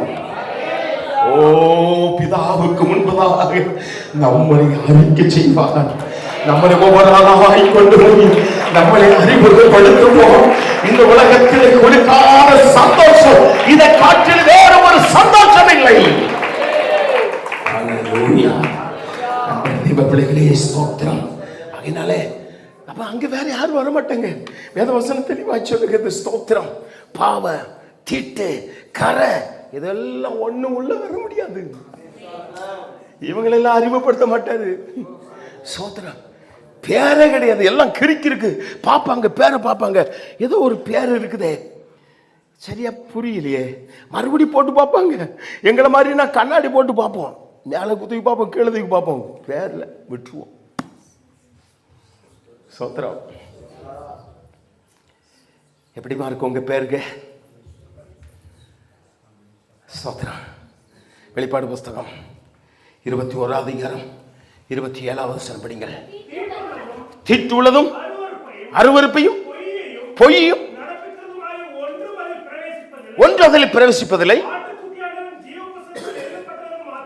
ஆட்டுக்குட்டியானவருடைய ஜீவ புஸ்தகத்தில் எழுதப்பட்டவர்கள்.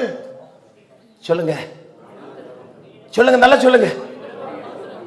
ஜீவ புஸ்தகத்தில் எழுதப்பட்டவர்கள் மாத்திரம். நல்ல ஒரு அல்லேலூயா சொல்லுங்க. வேற ஒரு ஆளு இல்ல. நம்ம இந்த பூமியில இருந்து ஆத்திரப்பட்டு ஒரு காரியம் இல்ல. ஜீவ புஸ்தகத்தில் பேர் எழுதினவர்கள் மாத்திரம். படிங்கய்யா, படிங்கய்யா. அது அதில் பிரவேசிப்பார்கள். அப்பா, ரெக்கமெண்ட் பண்ண முடியாது. நான் சொல்லுவேன், ஐயா எங்க வீட்டில் வந்து அடிக்கடி வேலை செய்யறாங்க இந்த அம்மா. என் வண்டி அடிக்கடி கழுகுறாரு இவரு. கூப்பிடும் போதெல்லாம் ஓடி வர்றாரு. நான் வரும்போதெல்லாம் எனக்கு நெல் வாங்கி கொடுக்கிறாரு. எப்படியாவது கொஞ்சம் அட்ஜஸ்ட் பண்ணுங்க. சொல்ல முடியாது. தோத்திரம் சொல்லுங்க. இங்க எங்களுக்கு செஞ்சதுக்கெல்லாம் ஆண்டவர் பிரதிபலம் தந்துட்டாரு. ஆண்டவர் உங்களை ஆசீர்வதிச்சிட்டாரு. நீ கொடுத்ததுக்கு பல மடங்கு ஆண்டவர் கொடுத்துட்டாரு. ஹல்லேலூயா. ஜீவ புஸ்தகத்தில் பேர் எழுதுற மாத்திரம்தான் உள்ளே பிரவேசிக்க முடியும். ஹல்லேலூயா. உள்ளே பிரவேசிக்கும் மாத்திர உனக்காய் ஆலயம் திறக்கப்படும். அங்க ஒரு ஆராதனை ஆலயத்தை ஆண்டவர் திறந்து வைப்பாரு. இன்னைக்கு ஆலயம் திறக்கப்பட்டது. வா வா வா வான்னு கத்துறோம். ஸ்பெஷல் கூட்டம் இருக்குன்னு வாங்க வாங்கன்னு கத்துறோம். நோட்டீஸ், பேனர், மெசேஜ் பார்க்கும்போது சொல்றோம். ஆனாலும் இந்த திறக்கப்பட்ட ஆலயத்துக்கு வர உனக்கு மனசு இல்ல. சாக்கு போக்கு சொல்லுகிறேன். ஆனால் அங்க போக மாட்டேன். போனாலும் ஆலயம் உன்னை பார்த்தாலே அடைச்சிரும். சோத்திரம் சொல்லுங்க. நீங்க எங்க வரீங்க, கேட்ல வரும்போது பாஸ்ட் ஓடி வந்து கதை அடைச்சிட்டா எப்படி இருக்கும்? அப்பா ரொம்ப சந்தோஷம்டா. நான் தொப்பூர் வேற போலாம்ட்டு இருந்தேன். நல்ல வேலை, பாஸ்டர் அடைச்சிட்டாரு. அப்படியே இருக்கும். நீங்க பாஸ்டர் நான் வந்த பாஸ்டர் நீங்க அடைச்சிட்டீங்க பாஸ்டர். சோத்திரம். வாசிங்க ஒரு வசனம். ஆமே. வெளிப்பாடு புஸ்தகம் 11ஆம் அதிகாரம் 17 தொட்டு படிங்கம்மா. சோத்திரம். வெளிப்பாடு புஸ்தகம் 11ஆம் அதிகாரம். இருக்கிறவரும் இருந்தவரும் வருகிறோமாகிய சர்வ வல்லமுள்ள கர்த்தராகிய தேவர் உம்மை ஸ்தோத்திரிக்கிறோம்.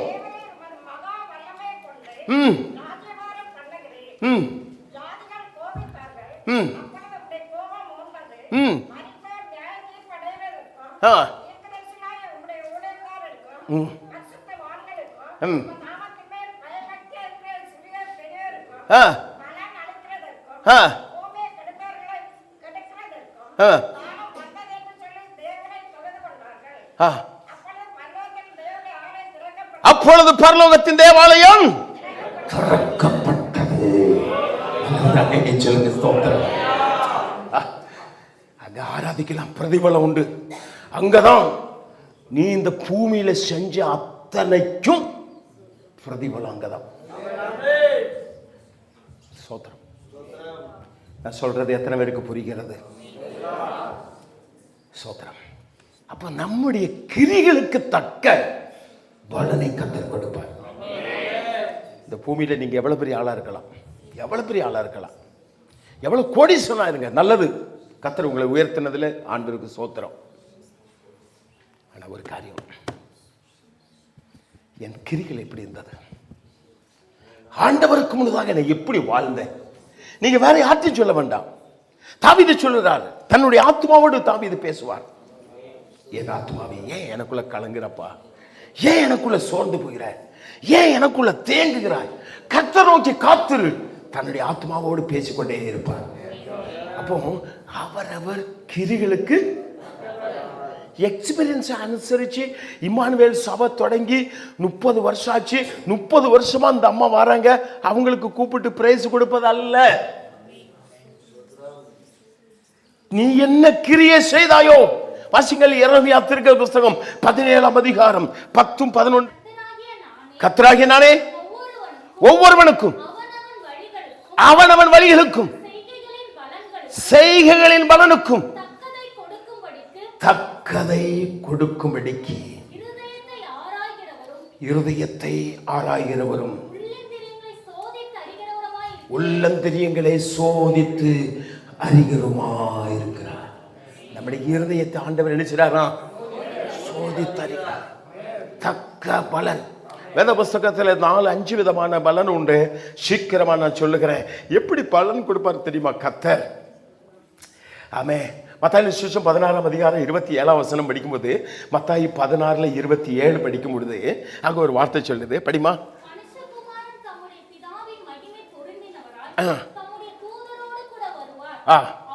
அப்பொழுது அவனவன் கிரிகளுக்கு தக்கவன் அவனவனுக்கு என்ன செய்வாரு? அப்போ அவனவன் கிரிகளுக்கு தக்க பலனை கொடுப்பார். 1 கொரிந்தியர் 3ஆம் அதிகாரம் 8ஆம் வசனம் படிக்கும் பொழுது, 1 கொரிந்தியர் 3:8 சீக்கிரம் படிங்க. ஸ்தோத்திரம். மேலும் நடுகிறவனும் பாட்சிக்கிறவனும் அல்ல, அவனவன் தன் தன் வேலைக்கு தக்கதாய் கூலியை பெறுவான். அவன் அவன் கிரிகளுக்கு தக்க பலன் அவன் அவனுடைய வேலைக்கு தக்க. நீ என்ன வேலை செஞ்சியோ அதுக்கு கிடைக்கும். நீ இந்த ஆலயத்துக்கு வேண்டி ஒரு நாள் வேலை செஞ்சினா அதுக்குள்ள பலன் தருவார். வேலைக்கு தகுந்த பலன். வேலைக்கு போதாலுக்கு சம்பளம் வாங்குறீங்களா யாராவது? அப்படி வாங்குனீங்கன்னா அது லஞ்சம், அது திருடு, அது மோசம் போக்குறீர்கள். கஷ்டப்பட்டு வேலை செய்யணும். சோத்திரம். அப்ப வேலைக்கு தகுந்த பலன். சங்கீதம் 18:20 படிங்க. கர்த்தர் என் நீதிக்கு தக்கதாக எனக்கு பதிலளித்த போதும். அப்போ 3வது காரியம், நீதிக்கு தக்கதாக தேவன் பலன் அளிப்பார். உனக்குள்ள நீதி இருந்தால் அதற்கு ஒரு பலன் உண்டு. நான் சொல்றேன், அவனவன் கிரிகளுக்கு தக்க பலன், அவனவன் வேலைக்கு தகுந்த பலன், அவனவனுடைய நீதிக்கு தக்க பலன். சங்கீதம் 62:12 சொல்லுகிறது. சங்கீதம் 62:12 ஸ்தோத்திரம். கிருபையும் உடையது ஆண்டவரே, அவனவன் செய்கைக்கு தக்கதாய் பலனை கொடுக்கிறவர். நீ எதை செய்தாயோ அதற்கு தக்க பலனை ஆண்டவர் கொடுப்பார். சொல்லுங்களேன். இனி ஒரு வசனம் சொல்லுது. மத்தாய் 25ஆம் அதிகாரம் 21வது வசனம் சொல்லுது, உண்மைக்கு தக்க பலன். என்னது? உத்தமம் உண்மையில ஊழியக்காரனே, உன்னுடைய உண்மைக்கு தக்க பலனை கர்த்தர் கொடுக்கிறவர். அல்லேலூயா, ஸ்தோத்திரம். ஆமென். சொல்ல முடியுமா உங்களுக்கு? அவனவன் கிரியைகளுக்கு தக்க பலன், வேலைக்கு தக்க பலன், நீதிக்கு தக்க பலன், செய்கைக்கு தக்க பலன், உண்மைக்கு தக்க பலனை கர்த்தர் கொடுப்பார். இவ்வளவு உங்கள்கிட்ட இருக்குதா? இருக்குதா நம்மள்கிட்ட? இதுக்கெல்லாம் பிரதிபலன் கிடைக்குமா? இனி ஒண்ணு, உங்களுக்கு யாருக்கு இஷ்டம் இல்லாத ஒரு காரியம். 1 கொரிந்தியர் 9:17 உத்தரம். உற்சாகமாய்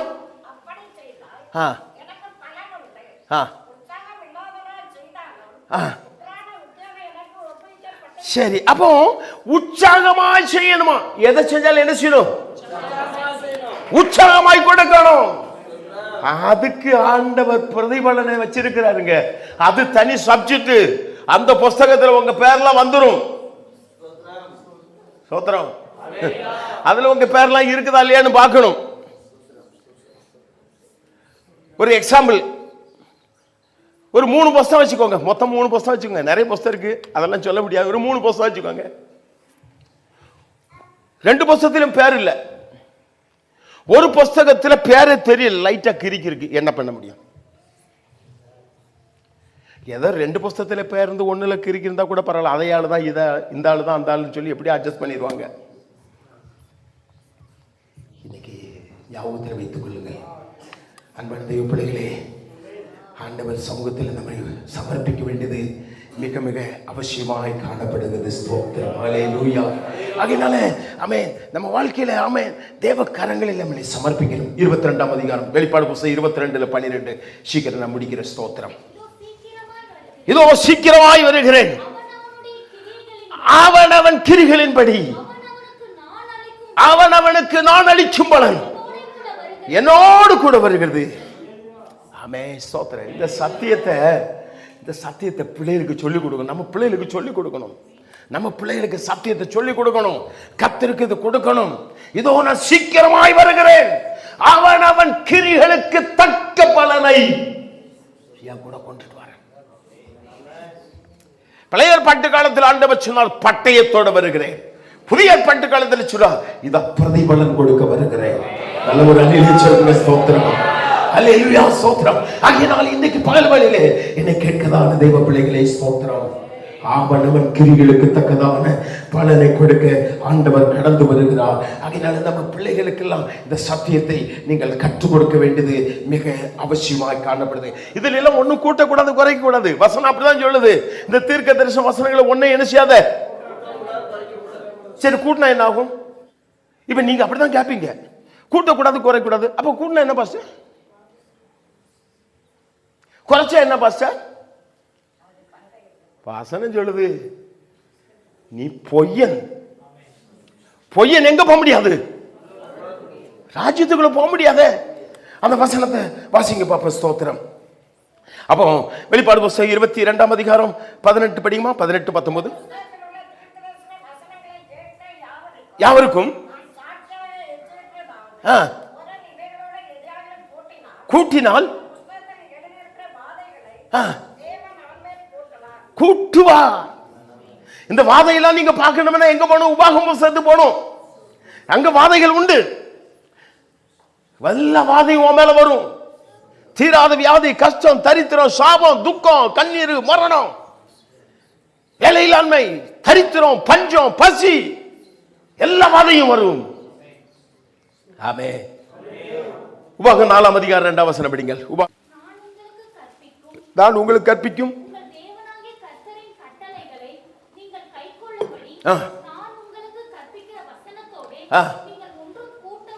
நான் சொல்ற காரியத்தோட ஒண்ணும் நீங்க என்ன செய்யாதீங்க, கூட்ட வேண்டாம்,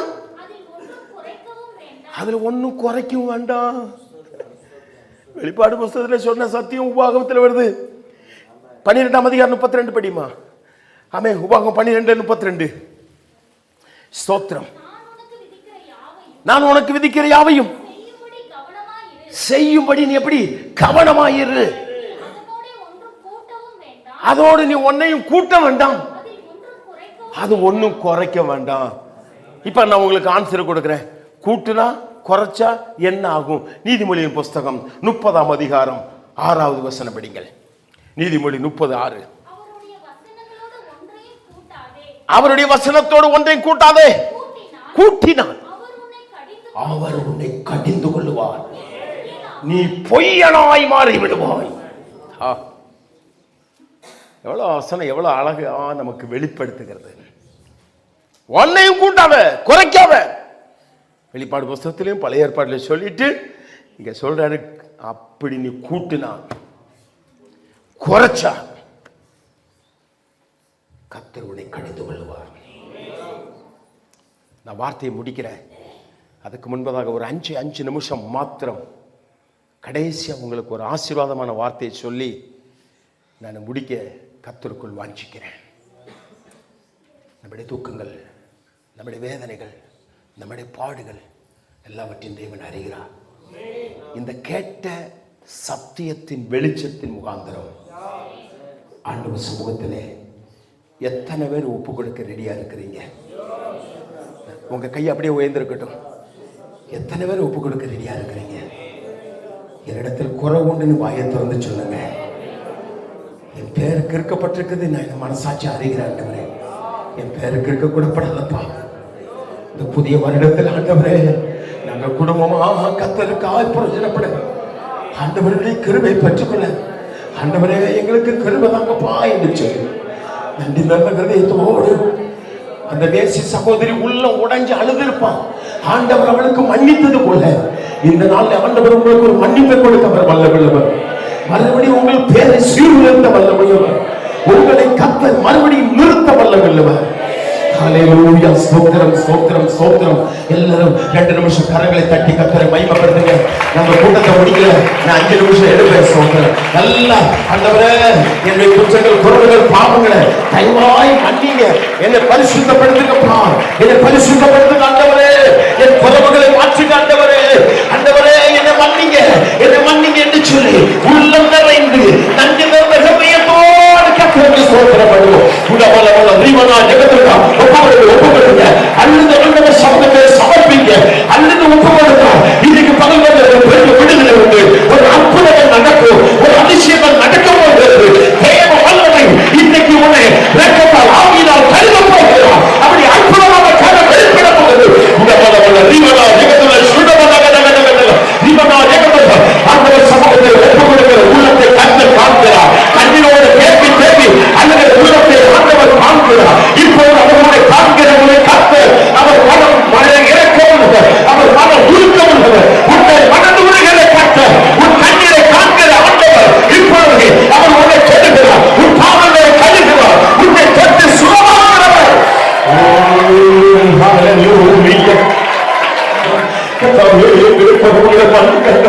எங்களை பரிசுத்தப்படுத்துங்க. எத்தனையோ ஞாயிற்றுக்கிழமை ஆராதனையை வீணமாய் கெடுத்துவிட்டு பரிசுத்த குறைச்சலாக்கிட்டோம். ஆராதிக்க வேண்டிய இடத்தில் அங்குமுகமாய் அலைந்து திரிந்தோம். எங்களை மன்னிக்க ஆண்டவரே, எங்களை மன்னிக்க ஆண்டவரே என்று சொல்லுங்க. உள்ளத்தின் ஆழத்திலிருந்து ஆண்டவருக்கு நன்றி செலுத்துங்க. ஆண்டவரே, ஆண்டவரே மன்னிக்கப்பா என்று சொல்லி கண்ணீருக்கு கண்ணீர் வெடிக்கிற பிள்ளைகளுடைய கண்ணீரை துடைக்கிறவர். ஒப்பு கொடுக்கிற பிள்ளைகளுடைய வாழ்க்கிற பாவத்தை ஆண்டவர் கழுவும். உன்னை சமர்ப்பித்து அம்மா இந்த வருடத்தில் இனி இது மாதிரி ஒரு கூட்டம் நடக்காமல் இருக்கிறது. இன்னைக்கு ஒப்புக்கொடுங்க. இன்னைக்கு ஒப்புக்கொடுங்க. உள்ளத்தின் ஆழத்திற்கு நன்றி செலுத்துங்க. உள்ளத்தின் ஆழத்திற்கு ஆண்டவருக்கு நன்றி செலுத்துங்க. அவன் இந்த கூட்டம் எப்ப முடியும் என்று காத்திருக்காத. எப்ப பாவம் கருதப்படுகிறது, எப்ப எனக்கு விடுதலை உண்டு என்று சொல்லி அதை நினைச்சு சமூகத்தை கவருங்க. இவ்வளவு நாள் தான் ஓய்வு, இவ்வளவு நாள் தான் வந்தது. ஒரு புதிய ஆண்டில பிரவேசிக்க போது ஆண்டவரே உங்க கிருபையினால் என்னை நிரப்புங்கப்பா என்று சொல்லுங்க. ஆமென். ஹல்லேலூயா. ஆமென். எத்தனை பேருக்கு நம்பிக்கை இருக்கு என் பாவத்தை ஆண்டவர் கழுகி இருப்பாங்க? எத்தனை பேருக்கு விசுவாசம் இருக்கு? அப்படி பாவம் கழுகப்பட்டா இந்த புது வருஷத்துல உனக்கு ஒரு ஆசீர்வாதத்தை வைக்கிறாரு. புது வருஷத்துன்னு சொல்றதை காட்டிலும் இப்போது அந்த ஆசீர்வாதத்தை மாத்திர சொல்லி முடிச்சிடுறேன். ஏசாயா தீர்க்கதரிசி புஸ்தகம் 9ஆம் அதிகாரம் 1வது வசனம் தெளிவா படிப்பேன். ஆகிலும்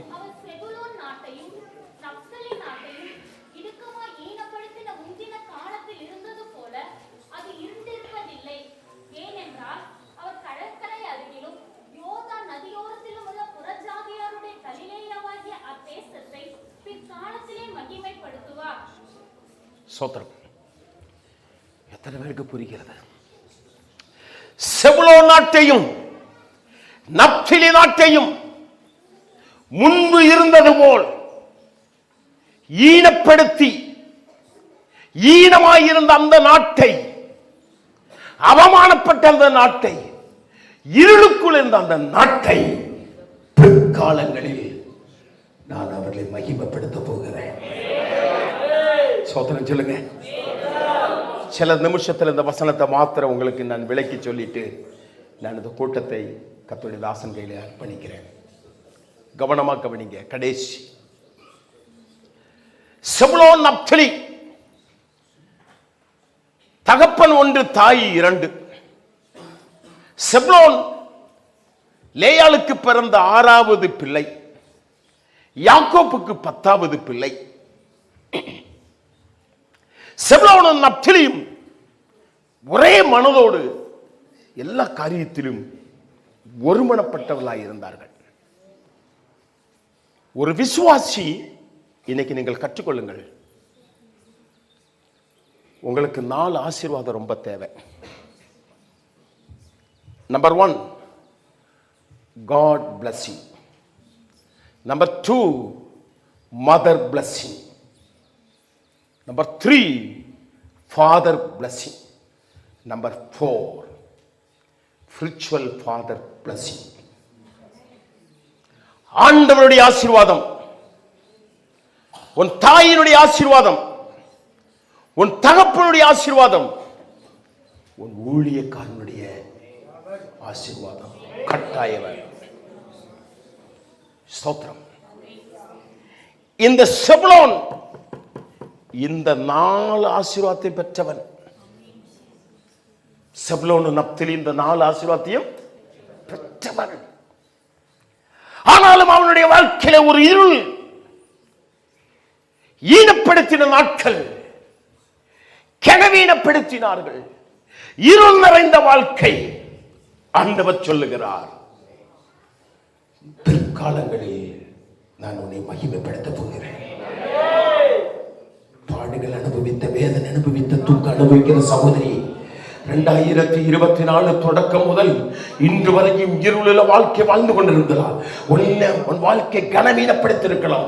நீ அவமானப்பட்டு நின்றிருக்கலாம், வேதனையோடு நின்றிருக்கலாம், தூக்கத்தோடு இருந்திருக்கலாம், கடமானத்தில் மூழ்கி இருந்திருக்கலாம். ஆனால் இன்றைக்கு பகல் வழியிலே இந்த ஆசீர்வதிக்கப்பட்ட கூட்டத்தில் கர்த்தர் உன்னை சொல்லுகிறார், நான் உன்னை மகிமைப்படுத்த போகிறேன், நான் உன்னை மகிமைப்படுத்த போகிறேன். அந்த பிற்காலம் என்பது அது இன்றைக்கு தொடங்குகிறது.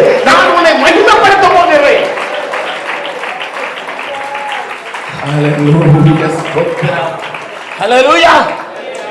ஆண்டவர் சொல்றாரு, யோவான் 17 அதிகாரம் படிமா. 17 அதிகாரம் அந்த 2ஆம் வசனத்தை படிங்க கொஞ்சம். ஸ்தோத்திரம்.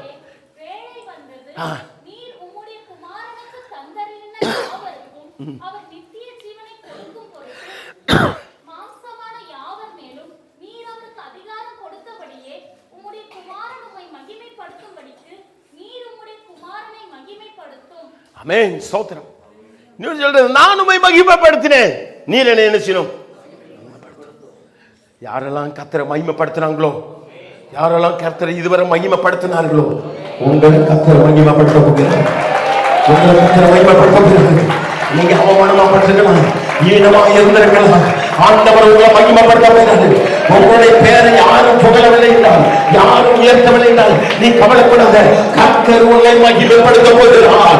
2025 தொடங்குவதற்கு முன்பாக ஒரு வாழ்க்கையை கர்த்தர் மாற்றப் போகிறார். ஒரு இருள் நிறைந்த வாழ்க்கை வாழப் போகிறது. ஒரு வெளிச்சத்தில் ஆண்டவர் கட்டளையிடப் போகிறார். ஹல்லேலூயா, ஹல்லேலூயா, ஸ்தோத்திரம். அந்த 3 ஆசீர்வாதம் மாத்திரம் சொல்லிட்டு நான் அந்த கூட்டத்தை முடிக்கிறேன். ஸ்தோத்திரம். ஹல்லேலூயா. ஆதியாகமம் புத்தகம் 30ஆம் அதிகாரம் 20ஆவது வசனம் படிங்கள். ஆதியாகமம் 30:20 சீக்கிரம் படிமா. ஸ்தோத்திரம். அப்பொழுது லேயாள், தேவன் எனக்கு நல்ல ஈவை தந்தார்,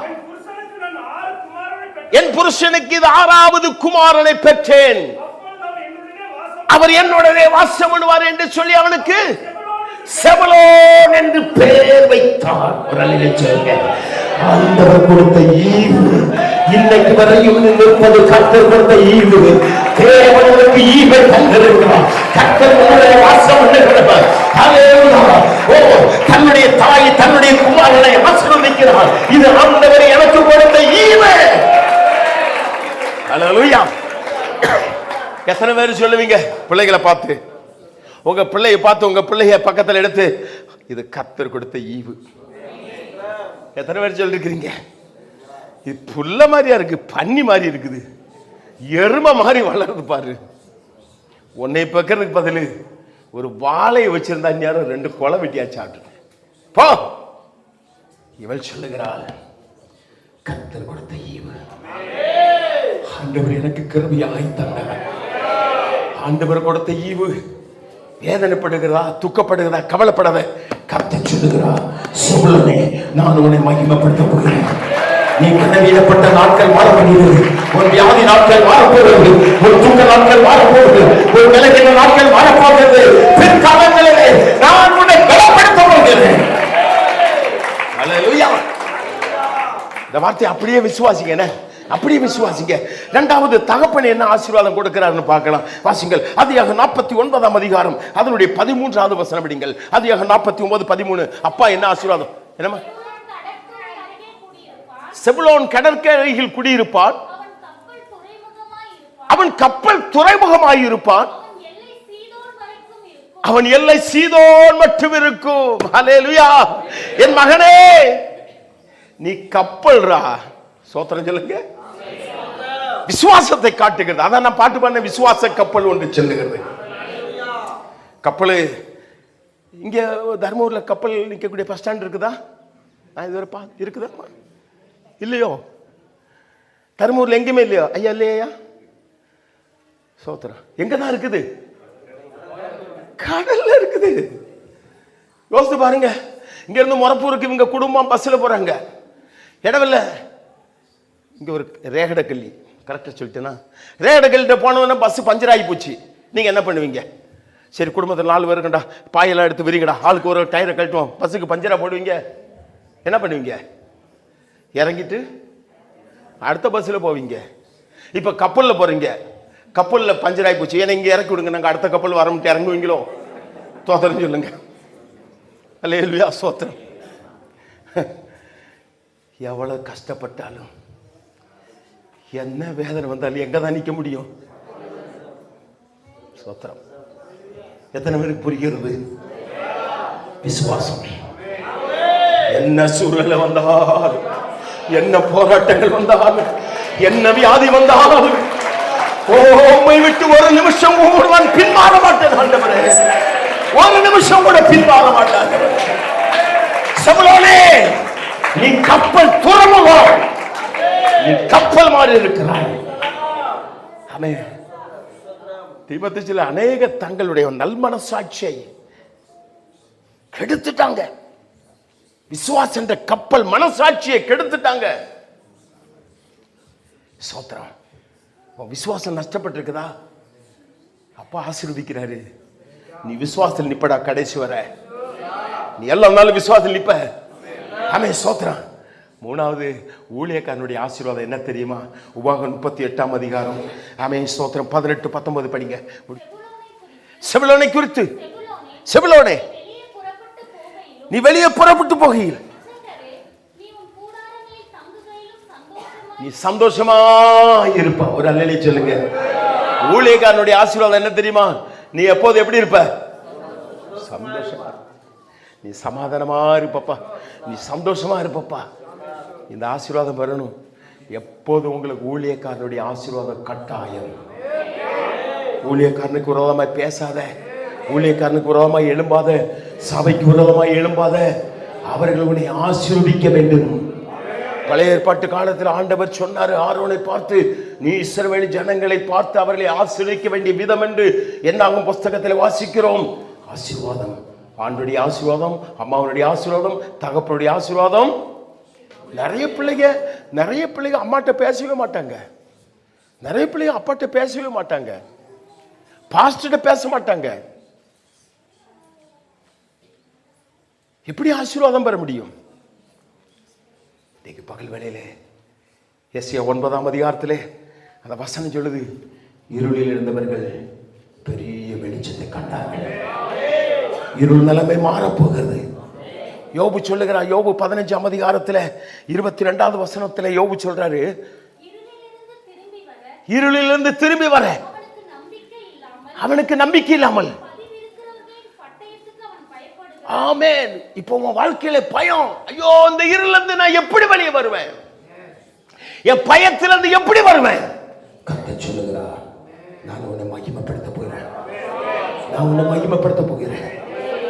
இன்னைக்கு பகல் வேலை எத்தனை பேரோட கர்த்தர் பேசினார்? எல்லாரும் ஒரு நிமிஷம் அப்படியே எழுந்திருப்போம், எல்லாரும் ஒரு நிமிஷம் அப்படியே எழுந்திருப்போம். சோதரம் ஆமென். நான் இந்த கூட்டத்தை தேவனுடைய தாசன் கையில கொடுப்போம். உள்ளத்தின் ஆழத்தில் ஆண்டவர் சொல்லுகிறார், நான் உன்னை மகிமைப்படுத்த போகிறேன். பிற்காலங்களில் நான் உன்னை மகிமைப்படுத்த போகிறேன், நான் உன்னை ஆசீர்வதிக்க போகிறேன், உன் இருளின் நிலைமையை மாற்ற போகிறேன். மத்தாயில வாசிக்கிறோம், இருளில் ஜனங்கள் பெரிய வெளிச்சத்தை கண்டார்கள், பெரிய வெளிச்சத்தை கண்டார்கள். இன்றைக்கு பகல்கள் ஆண்டவரே, அந்த வெளிச்சத்தில் நான் கடந்து வருகிறேன் என்று சொல்லி உள்ளம் திறந்து கர்த்தருக்கு நன்றியோடு கர்த்தரை ஸ்தோத்திரம் பண்ணுவோம். ஸ்தோத்திரம் ஸ்தோத்திரம் ஆண்டவரே, நன்றியோடு துதிக்கிறோம். எல்லாரும் வாயிலை திறந்து கர்த்தரை ஸ்தோத்திரம் பண்ணுங்க.